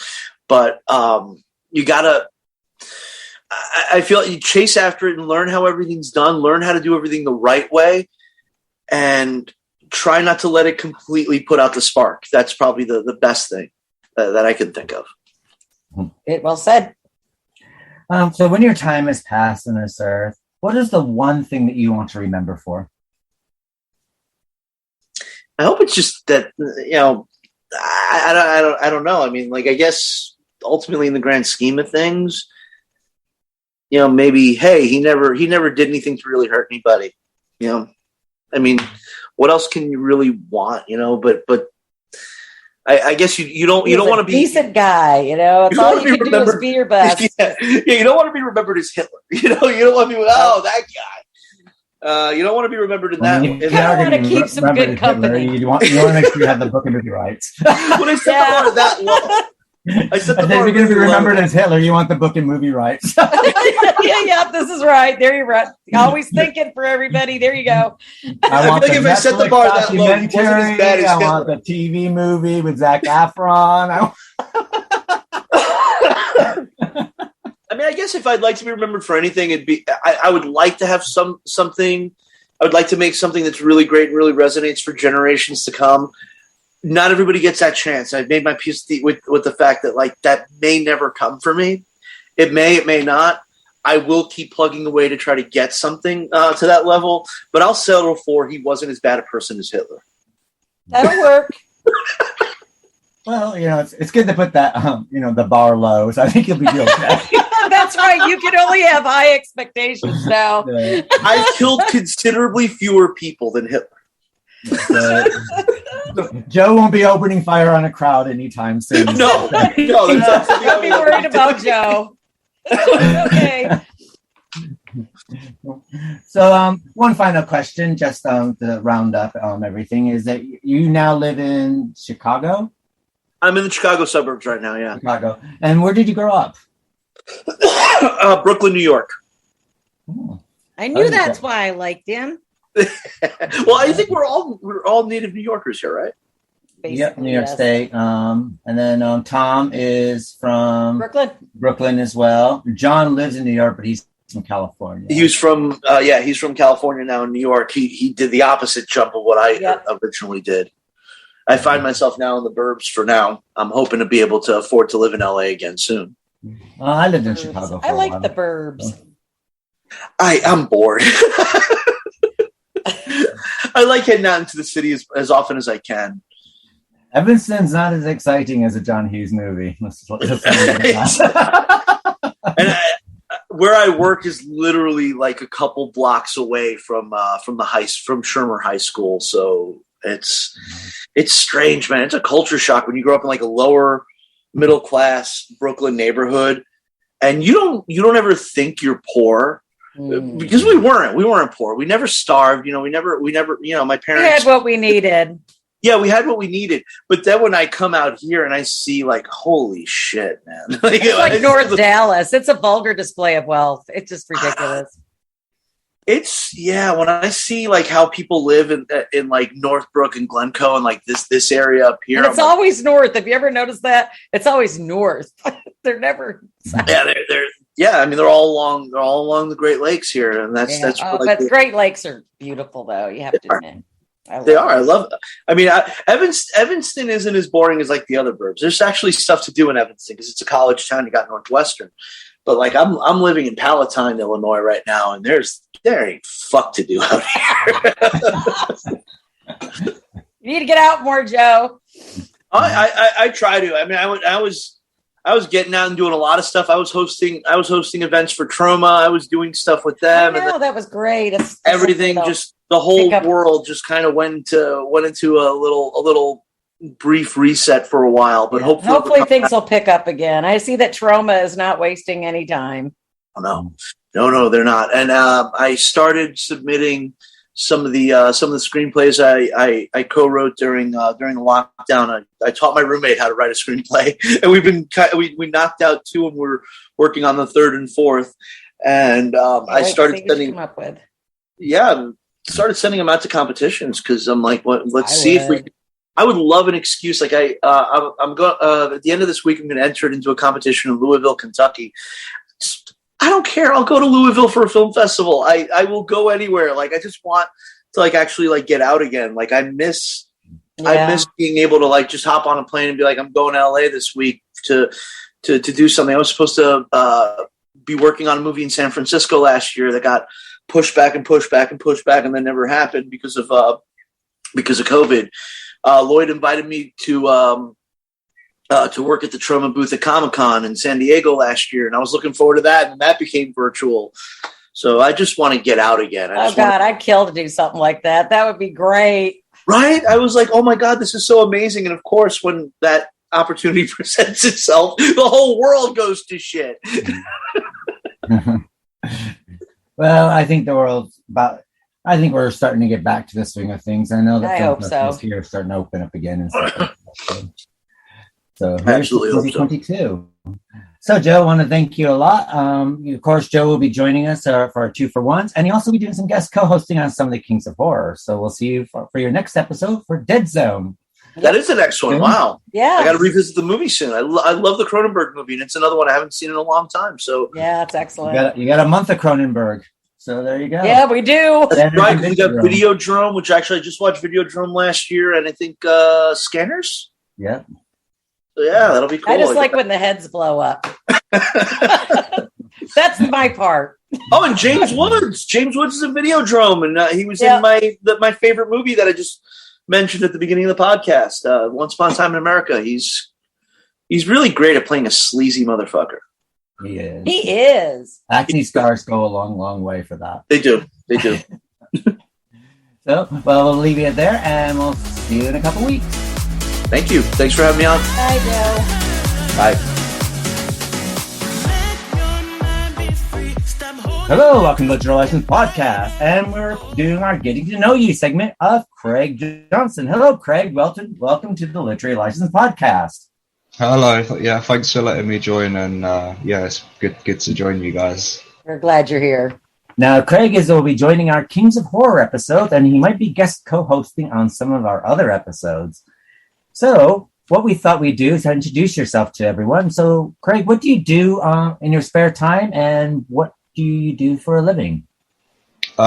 So, I was raised in East Finchley in North London, and I'm a key worker in mental health care, and in my spare time, I'm a photographer and artist, and I'll do like open house exhibitions in the local area and some online exhibitions and things like that. And it's my passion, and it keeps me sane. Awesome. Do you want to plug anything, or whether it's social media? Do you have a website or something you would like to share? Yeah, sure. I've got my Instagram is at Craig's World 2. My Etsy shop is, if you search Etsy shop Craig's World, or the actual link is etsy.com/UK/shop/Craig's World. I've also got an exhibition. I've been shortlisted for London Coffee Festival in September at the Truman Brewery. And if you live locally in North London or the London area, I've got work in the Cup of Joy restaurant in East Finchley High Road starting in September, which is going to be pictures of some... my mom's done some photography of some sculptures in Parkland Walk, which is of the Spriggan, which is like the Green Man. He's like an eater of children's souls. Sounds like that's up my alley. It was in one of Stephen King's short stories about Crouch End, and it's kind of spooky. And I'm also co-exhibiting with David Grant, who you'll meet on here as well. He's going to join me for the podcast. Fingers crossed. Awesome. And he was in a lot of bands in the 80s, such as Crown Affair and Vsauce X. And we'll also feature all this information for our listeners. If you join up to the llpodcast.com, join the newsletter, and all the information about Craig's art and where you can find him will be listed in that. So we deal with a lot of different genres in our podcasting. And so what's your favorite film genre? I'm a big movie fan, but it's probably got to be, because I'm pretty well known for liking really bad movies which involve rubber monsters from the 80s. So we're talking Critters, Ghoulies, and Killer Clowns, for example. But I think I love Killer Clowns. My favorite movie that I watch a lot is probably, there's actually three. I think it's either Home Alone with probably Gremlins and The Nightmare Before Christmas, seasonal. But yeah, I'll watch Ghoulies too. It's like multiple times throughout the year. I'm quite well known for liking bad movies. Too. It's up there with Critters 1 and 2 as well. I like Critters. I don't know anybody doesn't like those. Those are just good, clean fun. Yeah, Ghoulies, they come out of the toilet, so that makes it even more stuff. They'll get you in the end. You know what? I've got to show Asher that this weekend when he comes here. His mother will kill me, but oh well. Oh, Ghoulies! Ghoulies is like a good gateway drug into horror, I think. Yeah. I want a fish ghoulie. I'm trying to get my hands on an actual fish ghoulie prop, the one with the little abs with a bald head. Oh yeah, it comes out of the swimming pool. Oh, yeah. So that's your favorite film? Yeah, I think so. Maybe / Troll was quite good as well. What was that one? Harry Potter Jr. Oh. Do you have an early film memory you'd like to share? Probably my earliest film memory would be watching The Never-Ending Story, I imagine, with my grandma, and probably Disney sing-along songs videos. Were you traumatized by Artax? Maybe the blisters were a bit. Everybody says their first traumatic movie they watched when they were young was Artax drowning. You know, everybody. That is harrowing. Yeah, that does. Even now, it will probably touch a nerve if I watch it. Somebody brought it up in a horror forum the other day ago. It's like, I cried when Artax died. Everybody did. I thought. Who doesn't? I think like you actually brought it up in your interview, Vicky, as well. I probably, because because we were talking about it. I don't remember who I got into it with about Artax, but someone was sending me funny memes about Artax. It's like, I've got a bad sense of humor. So, I mean, here on Literary License Podcast, we find that when it's people dying and get named very horribly, we're okay with it. As soon as we get like an animal, it's like, oh my God, we can't deal with it. So. My mum's obsessed with watching Houston Animal Cops at the moment, and whenever we see the poor horses on there, it's just so harrowing to see it. I'm surprised I haven't seen one drowning in a swamp, but I watched like the Animal Cops here. I'm a big animal person. It's like, I'm the kind of person that I will bust your windshield in if there's a dog in there, because it gets like 117 degrees and just in the shade sometimes here. And there are people that do that. Sorry. I mean, look at the other side. Look at the other side of this. If there's a child rolled up in there, like a 6-month-old child, it should just walk on by. Yeah, nothing to see here. But honestly, people actually forget that they have a child in the back seat. I just don't, and that people are saying, now, like, to leave something in the front seat to remind you have a child in the back seat. How do you not remember you have a child in the back seat? Listen, my dad put my sister on top of the hood of the car, Kelly. She was not, yeah, of course, always Kelly. But when she was like 18 months old, and I don't know, he put the groceries in the car and forgot about her and drove off and got about 3 blocks until someone beeped to let him know that my sister's on top of the car in her car seat. Well, I was left at the store at the top of the road, and the shopkeeper had to tell my mum that I was in the pram at the top of the road. So that's when my problem started, Oh my God. So you can officially take that psychiatric line. It's like anyone finds fault with you, go blame my parents. And they did because it was all my parents leaving me in the back seat of the car. That's it. What's your favorite book and author? It's got to be Rose Madder by Stephen King. I just think that book is just amazing. I just couldn't put it down. It was just amazing book, and I really would love to see a film of it, but it hasn't happened yet for some reason. I'm not sure. I'm quite surprised because that's tell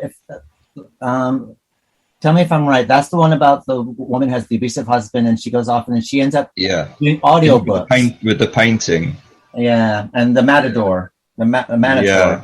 Yes, I read that. Really, really cool. I don't think I read Loved that it. one.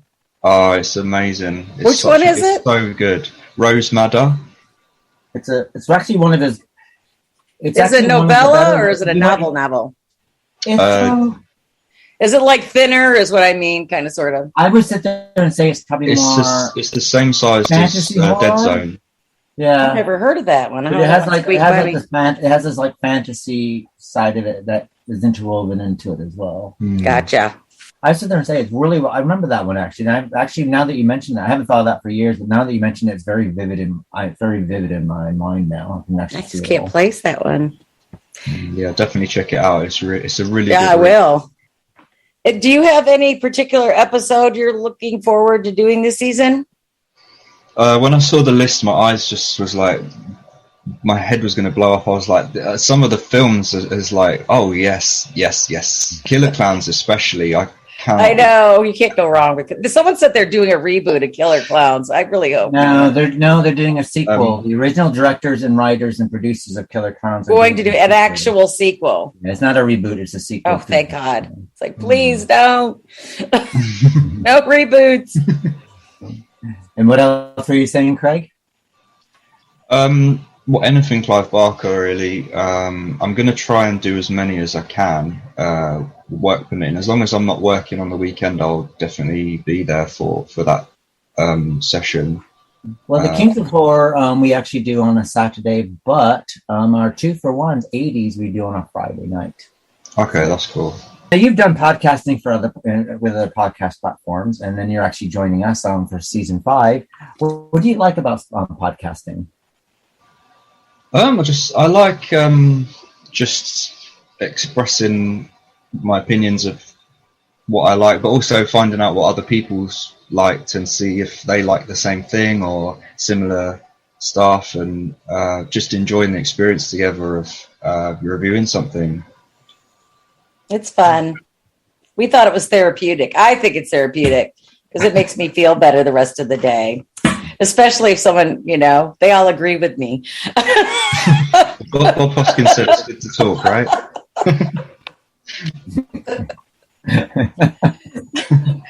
Do you have any kind of favorite quote or saying that you like to share? My favorite quote. I like a lot of Shakespeare stuff. Yeah. So there was one where he said, "Give thanks for what you are today, and go on fighting for what you're going to be tomorrow." So I like positive stuff. That's very positive. I like that, dude. Yeah. Yeah, it means a lot, especially nowadays, actually. I think we can all take away from stuff like that. Please, yeah. So do you have a special message to our fans that or something that's happened to you that's changed your life? Changed my life. Probably, I think gratitude maybe has changed my life. I feel like I'm thankful for things that I've got in my life. And I've been using a gratitude journal, so weekly I can just review my week, and because so much happens, time goes so quickly that you just lose track of what's happening and good experiences, and sometimes it's so easy to focus on like the negative stuff. And working in my field is you see a lot of challenging and quite harrowing things, but it's good to just stay on top of the good stuff and see the beauty in things. And I think that's why I like doing my photography of animals and wildlife and landscapes, and I just get to appreciate the beauty of the planet and things around me in the local area, sort of thing. There's definitely a lot of beauty in the planet. There's no doubt about that. When your time has passed on this earth, and we're all going to pass eventually, what's the one thing you would like to be remembered for? Probably my photography of the local area and stuff, and people can remember some of the pictures that I've taken and exhibitions that I had maybe and things like that. That seems pretty legit. I love photography. I love looking at people's pictures. I have to look you up now. I'm going to creep all your stuff when we're done here. I do a lot of surrealist stuff. So, like Anne Hardy at the V&A is quite inspiring, and Greg Crewston, I love his stuff, and that's inspired me to do a lot of like fake alien invasion stuff in North Finchley, with a lot of ties to like New World Order and the planet Nibiru and conspiracy theories. And that's featured on like London Underground and stuff, and a lot of like Conrad architects have got that, because I'll blow it up like 1 meter on aluminium and hand display it, sort of thing. That's cool. I basically had my uncle's greenhouse, and we used smoke grass and methylated spirit in the pond in bowls, and I had a little alien figure that I got made at this little studio. And we used the TV aerial that had been dumped as an antennae to represent the ship. And then basically I used an old Wister camera, and I had it on an 8-hour exposure, so I got like dusk and dawn in the same image. But what it was on set timers, so it absorbed all the ambient light. So the greenhouse, it just hums this ethereal glow, which you couldn't really see because all the lights were out, but it was still absorbing. But it's really, really cool. Sounds genius, actually.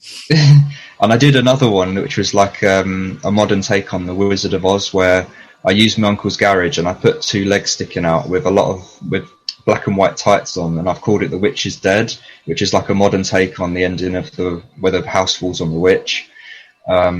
It's a bit quirky and a bit weird. Sounds cool to me.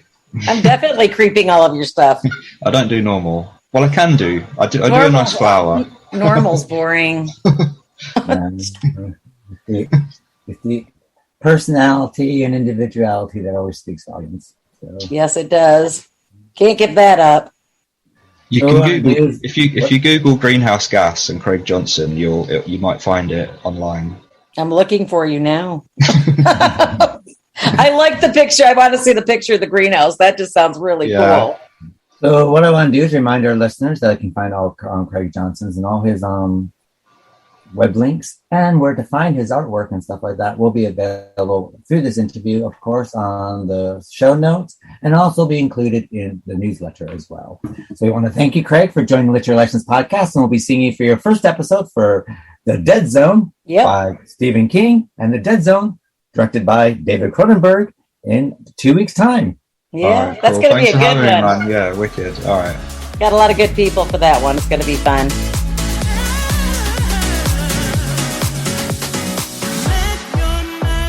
Hello, welcome to Literary License Podcast, and today we got David Grant in our Getting to Know You section. Hello, David. Welcome to the Literary License Podcast.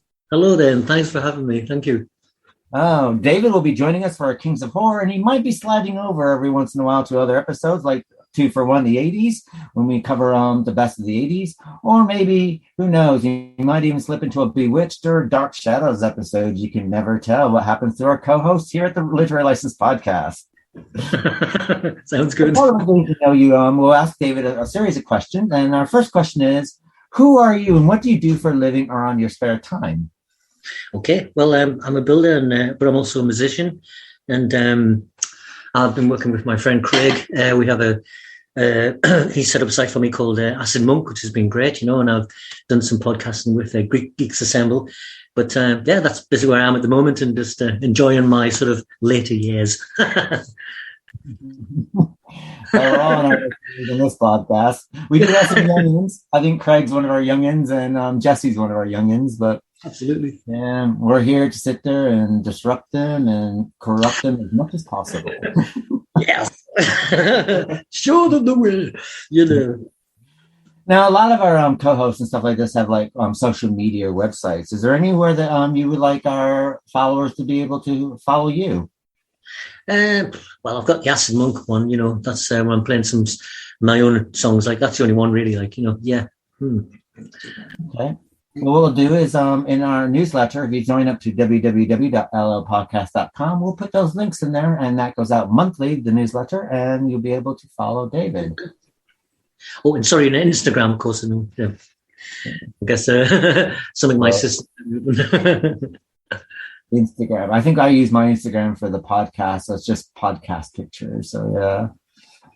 So, but but what is your favorite genre? Now we cover a lot of genres here at the Literary License Podcast. What's your favorite genre of film? Ooh, well, I'm a big science fiction fan. I like horror. Anything a little bit, off the wall, quite unusual, I must admit the Marvel stuff's been amazing. I started with Craig and watched all the 4 Avengers ones, and just blew me away. I know it's a lot of CGI, but there's a real heart in them movies, and that's nice because I've always been a big Marvel fan anyway. Since reading the comics when I was a kid, But I think sci-fi is probably the tops, yeah. And horror next. Horror and sci-fi linked. Sometimes they even cross genres as well. So yeah, true. Look at the Alien series, Precisely, or Predator as well. Oh yeah, wow, magical, amazing. What is your favorite film? Oh, that's a horror. Funny. I was thinking about this on the way across and thinking, and everyone's got so many good ones, but 2001: A Space Odyssey by off C. Clarke and Kubrick. Kubrick is genius. He's just one of my favorite directors all time, next to Tarantino. But 2001, because I've probably seen it about 50 times, and every time, and if I put it on, it seems to put me in a good mood. It's like a mood enhancer. I really like that movie. 2001. I love the movie, but every time the opening track opens, dude, it always reminds me of Elvis Presley coming out on stage. Didn't he use that? Yeah. Let's come on, Bob, let's get that band up. You're right. My mom was a big Elvis. No, I can't watch the beginning of that film without that. Every time I hear that song, I think of Elvis for some reason. It's like Elvis is hijacked 2001. But you get to that 2001 when you see it today. The visuals and everything that's done. They still stand up today. It's a marvel on its own. So if it hadn't been 2001, there would have been Star Wars. And even in Independence Day, don't they say when they're on the roof, "Oh God, I hope they bring back Elvis." He was captured. He knew that virus could sit there and wipe out an alien race. So that's quite good about Independence Day. Viva Las Vegas. Is it a star called Vega? Oh yeah, Viva Las Vega. That's the one. Classic. Now, most of us have a long history of films and stuff like that. Do you remember what your earliest film memory is? Yeah, it's got to be Doctor Who. The first episode of Doctor Who. I think I was probably, I was still at school. It's just remember it being.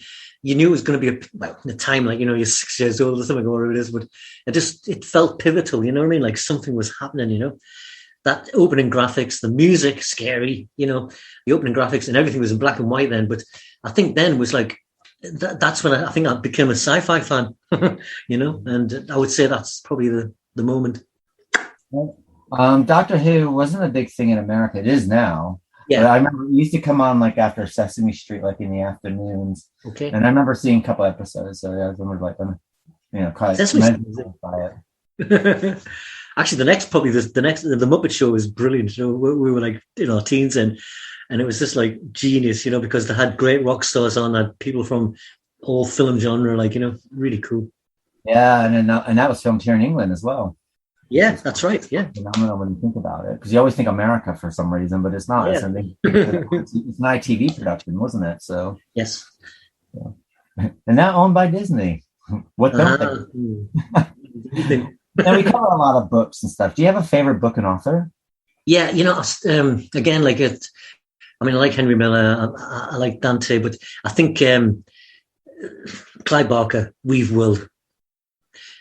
That's what I must have read Weave World about 12, 15 times, just love him. He just puts you in a good mood, But Douglas Adams, Hitchhiker's Guide to the Galaxy. But I think go to something a bit more in this century. It's got to be Mr. Clive Barker with Weave World. Okay. He really has an imaginative way of writing as well.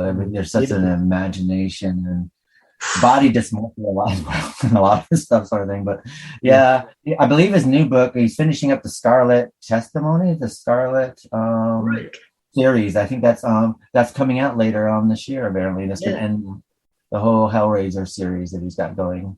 The Scarlet Bible or Testament or something like that. I was hearing about it today on a podcast, so I was like, oh, okay. Well, Cold Canyon, I think, that was a bit like the Hollywood scene, That was a really good book, Cold Canyon. I like that book, actually. Yeah. It was really eerie as well. Yeah, he just seems he has the way of putting that kind of setting you in an atmosphere. It encases you. It's a world in itself, I mean, the guy's something else, man, and his art's great, An Eggman, he's like... I just remember, have you seen any of his short films that he did before Hellraiser? No, sorry, I haven't seen any of the... There's a lot of him and Doug Bradley, because they had their own little theater group in Liverpool. And that's just to say, there's a lot of Todd. They did a lot of it quite nude, and they're like flapping their Todgers around. So they're kind of okay, Clive, okay. It's kind of bizarre, but it's all kind of like art, like art school student stuff. Okay, right, yeah. Well, Derek Jarman, Derek Jarman, he lived in Islington, and he had great movies. He did one at Caravaggio, and that was I've seen that one. Yeah, I think that's probably the first art house movie I saw. Didn't he do also Orlando? I can't remember now. Yeah, he did. Yeah, he did. He did quite a few. I mean, he went from art to getting very respected. Then he kind of went to a little bit more where actually, I think one of the main studios started throwing money at him a little bit. Sure, yeah. But Derek Jarman always, his early stuff, his early films always kind of remind me of the classy version of Kenneth Unger. Unger's was like really cheap and kind of like where Derek made sure there was a story actually that was going on. It was, but it was a lot of imagery at the same time. Great. Now we're going to be covering a lot of stuff during this season of season 5, which that premieres this week. Do you have a favorite episode that you're looking forward to covering?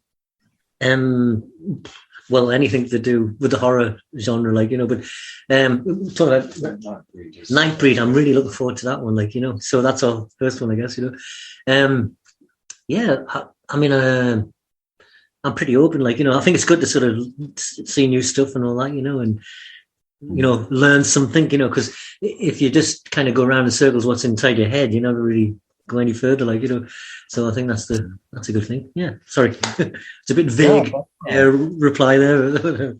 No, looking forward to Cabal, actually. We got some great guest co-hosts coming on for that as well, so I think it's going to be really interesting. And then it's a short book, which is even better. I just got off a season of classic novels. We done Moby Dick and The Count of Monte Cristo. So I'm really looking forward to this season because it's like out reading sort of thing. Hey, stuff that I really enjoy. Yes. I mean, it's I remember sort of at school when I did my O levels. We did. We were so lucky. We did The Great Gatsby, which I liked anyway. And Hamlet.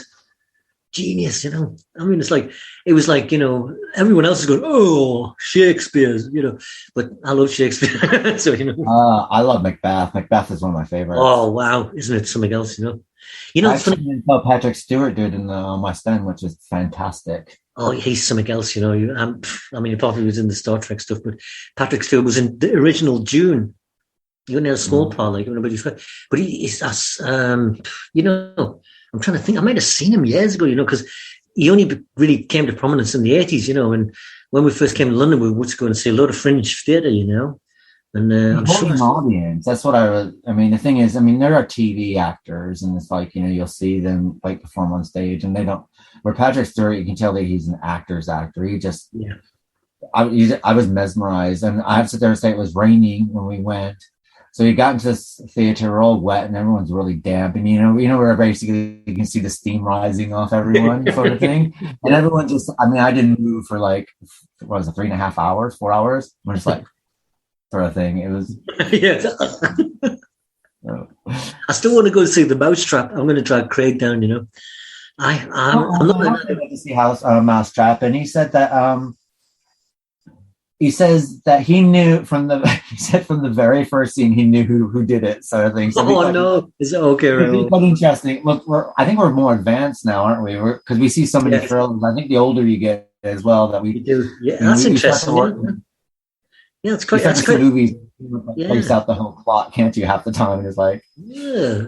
I mean, it'd be interesting to see how you guys do on that. So you have to yeah, we'll give you a report back on that one. That should be good fun, you know. see if you guessed it. We'll be called sleuths. The old-fashioned expression. Yeah. Yes, please. The sleuth. I'm a sleuth. Like it. Now you've been doing podcasting for a while now. What do you enjoy about podcasting? I think it's just like this is banter, you know, and just meeting different people and having a yak, you know, and finding out about the world, their world that they're in, you know, and it's like it's a doorway into all these other experiences, you know. But mainly, it's like I think with all the COVID stuff, you know, and the lockdown, this has probably been a godsend for people, you know, especially people like bloody extroverts like me. You know, being a musician, like, you know, we like to perform, like, you know. But yeah, just meeting people, great, you know, it's fab, you know. Now, do you have a favorite quote or saying? Ooh, that's a good one. That's a really good one. Yes, hold on, let me think. There is no such thing as perfection, only perfect intention. Oh, very good. Excellent. It's Buddhist. There's one my little nephew said to me the other day. He says, "You can get in touch with me on the Wi-Fi, Uncle David." That could become a classic. I like that one. Yeah. Now, do you have a special message to our fans that might have something that changed your life or anything?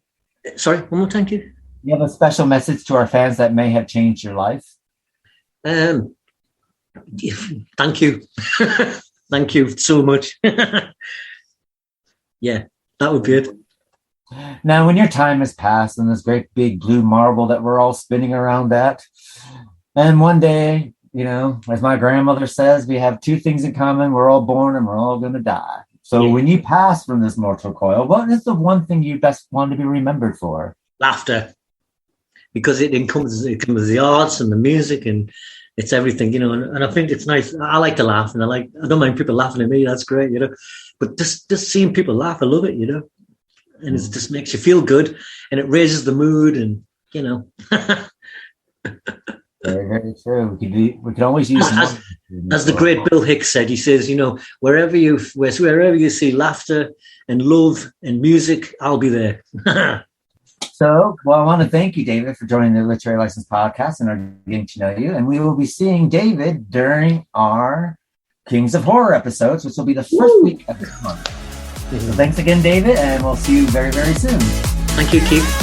Have a great evening. You too. Hello, welcome to the Literary License Podcast, and today we are doing a Getting to Know You segment, and I get to, along with Leandro here, ask Keith a few questions about what he thinks. So, Keith, I know, but the audience might not know. Who are you? What do you do for a living, or what do you like to do in your spare time? Well, what I do for a living is I work as a forensic psychiatrist for a leading NHS hospital here, a teaching hospital here in London. And I also edit scripts for horror and film, and I also write dialogue for computer games. So, yeah, I like the computer game part. That's and very I cool. also do the podcast, and that's pretty much a full-time job now as well. So It is. Wow. Could you plug anything you want to plug, whether it's social media or website? Well, I'm not really in social media on a personal level, but if anyone wants to follow us, they can follow me on our Instagram, which is LL Podcast on Instagram, or the Literary License Podcast on Facebook, or Twitter, or Tumblr.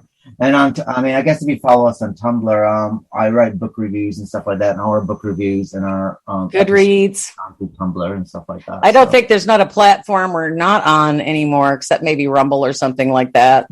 I think we are on Rumble, but I just don't think we post on Rumble. So. Okay. We do a lot of examination of lots of things, books to screen and all kinds of genre. Which one has been the one you've enjoyed the most genre-wise? my go-to seems to be the horror genre. I do like many different genres of film and stuff like that, but I tend to always go to horror genre. And I think the reason why I go to the horror genre is that it always surprises me. But I also find that with horror, that even if it's a really bad horror film, I can sit through, where it's really hard to sit through a really bad drama or a comedy. It's true, because there's no coming back from a bad comedy or drama. There isn't. Yeah, and so saying that, horror is always my go-to, and I always, I'm always interested, and it always does test boundaries, and I quite like the idea that you never know what to expect, and it's always something that that they always are pushing I said before, they're always pushing the boundaries, and even with the independent stuff and anything like that, and there's always something that does surprise me, and I always find gems within the horror genre. Absolutely. Cool. What's your favorite film? Surprisingly enough, I had 4 to-go films, which are not horror at all. It's The Women by George Cukor, which is a 1943 film that has nothing but women in it, which is totally gay, which I guess... that is. That gives me my pink card. And then my other favorite film is The Bad Seed, which we have covered in those shows. I love that one, too. I did. And The Seven Faces of Dr. Lao, because that gives me special memories of my mother. When I was growing up, my mom would let me stay at the Seven Faces of Dr. There's 3 films: Seven Faces Dr. Loud, The Music Man, and West Side Story. And if those films were showing late at night, my mom would let me stay up late at night and watch that and not go to school the next day. So that was such a big deal back then, wasn't it? Yeah. And The Seven Faces of Dr. Loud is that movie for me. It's like whenever I see it, it always fills me with joy and happiness, and it reminds me of that time.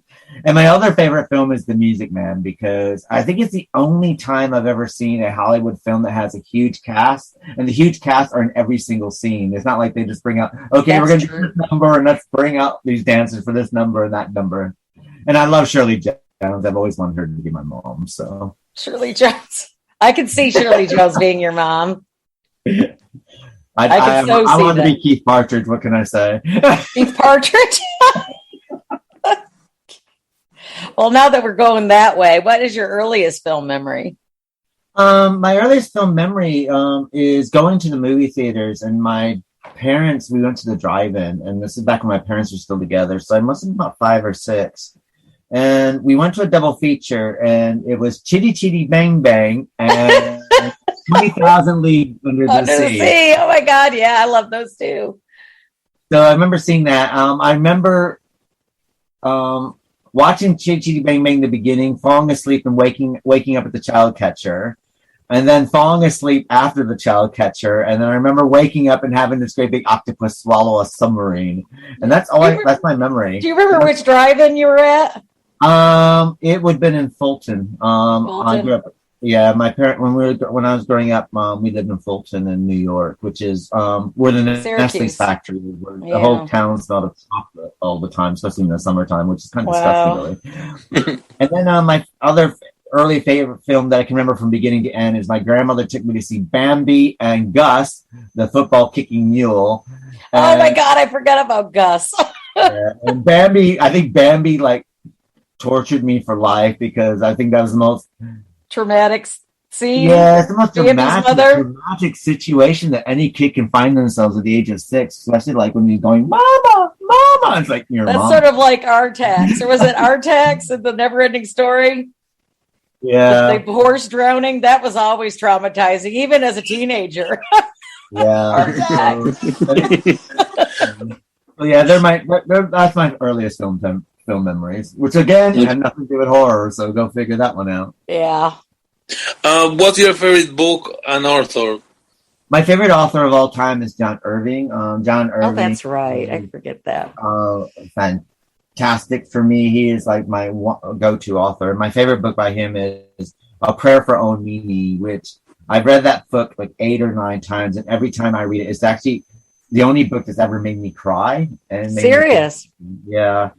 And an interesting story about John Irving is that when Heat Magazine first started here, I was doing interviews for them, and I was able to interview a bunch of different people, and I had to interview him. And he's the only person I ever got tongue tied, and I was starstruck. I'm like stuttering, I couldn't get a thought together. Anyway, I had to leave the interview, and I said, I'm really, really sorry that I have to leave, but I'm a fan of yours. I'm turning into this blubbering idiot, but I'm going to contact them and ask them to send someone else over. So I left. This is before mobile phones or anything like that. So I had to go to a payphone. So I went to a payphone in Piccadilly Circus, phoned the publisher, and the publisher goes, he just contacted us. He wants you to go back. So I went back and to redo the interview. And he presented me with 2 first-bound, leather-bound copies of and signed copies of Prayer for Omini and Widow for a Year by him. Wow, that's amazing. He got me an email and goes, I'm in London. Would you like to meet for lunch? And I meet him for lunch now. So, but John Irving is my favorite go-to author. That's cool. He's my third book. What episode are you looking forward to doing this season? We got a whole bunch of new stuff we're exploring. I'm actually looking forward to Let the Right One In because the book, which is was written by a Swedish author. Of course, we're going to be reading the English version of the book, of course. Right. Many of us are very much versed in Swedish. It's pretty. That's as far as my speech goes. And Swedish Chef, I guess, and ABBA. But the movie is fantastic and the book is fantastic, but they're 2 different animals, and I can't wait to when people read it and just the hideousness of the pedophilia and everything that goes on in that book is crazy ridiculous. I'm looking forward to that discussion. I've noticed that most of the stuff we've read, especially the book, the classics, I was just astounded at the stuff that was in those books that went totally over my head in grade school and high school. I mean, talk about reading stuff with older eyes. Is, probably never going to leave my memory anytime soon. So. What do you like about podcasting? What I quite like about podcasts is that basically that we get to meet a lot of people and discuss things, and it's like, and it's become like a bit of a family. So Vicky and I do we do it week by week sort of thing, and then we have, of course, our regular co-hosts, and it's like catching up with old friends, and it's just discussing everything that we love and everything we knew, and discovering something new with each and every. It's a lot of fun too. It makes you feel good for the rest of the day too. There's just something therapeutic about it. Yeah, and I have to sit there and say it's probably the one thing in my life that's like, oh Jesus Christ, I got to do this, and I'm not with my job, my daytime job, especially during COVID, was very, very stressful. I'm dealing with all that, and then the other stuff I have to do it's fine. It's just stuff I have to do because I have to pay bills and stuff. But the podcast thing is something I actually look forward to, and it's quite fun interviewing people. I mean, we got E.G. Daily, which I love her, and we got she was really sweet. And now, and I got an internet bride from it, Dinah Manoff, she's also swety. She sends me like that little messages like, oh, how's my internet husband doing and stuff like that. Oh, she did not.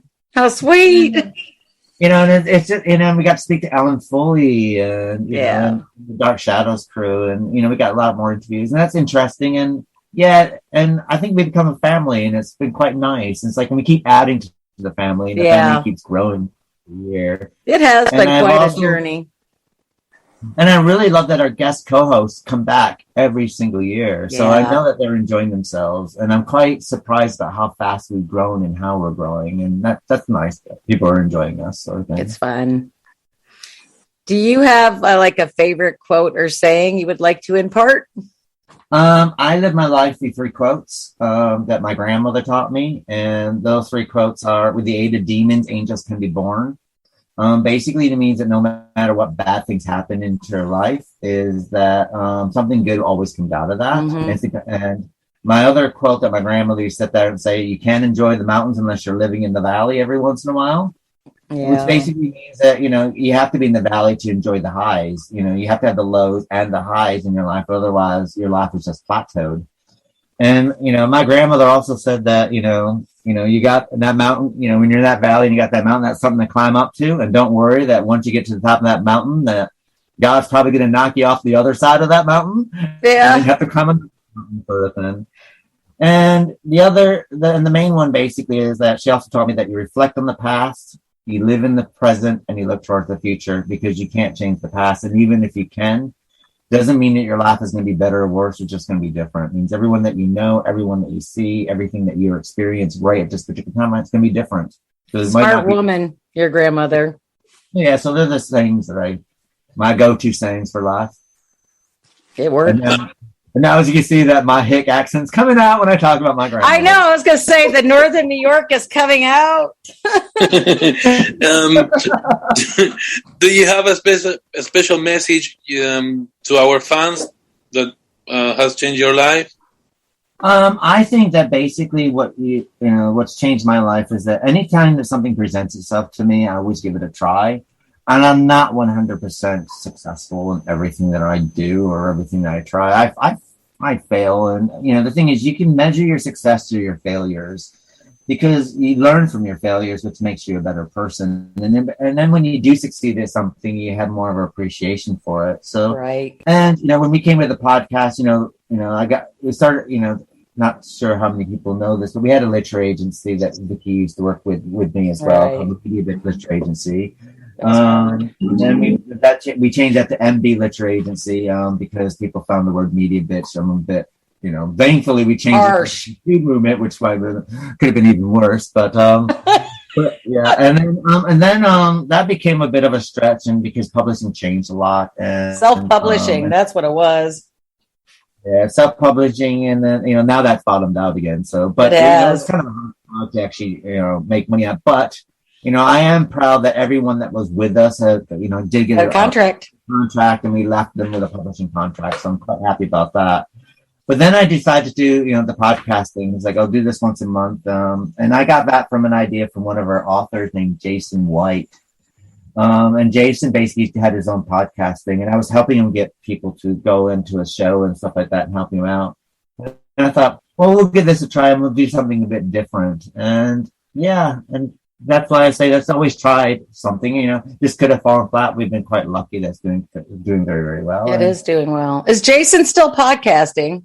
Yes, he is still. He still is, called Darkness Dwells. That's right. Oh my gosh, I totally forgot about that. And I highly urge people to listen to it. It's very good. He actually interviews horror authors and independent horror authors and stuff like that. So he does and I make sure that we don't step on any of his shoes at any time. So awesome. Well, we can't. I support everyone that podcasts, and that's why I always try to do stuff that other people don't do, because it's, I don't want to cover the same stuff that everyone. No, everybody wants something fresh. Mm-hmm. When your time has passed on this earth and it seems like things are like sped up all the time, what's the one thing you would like to impart on people or to be remembered for, or words of wisdom?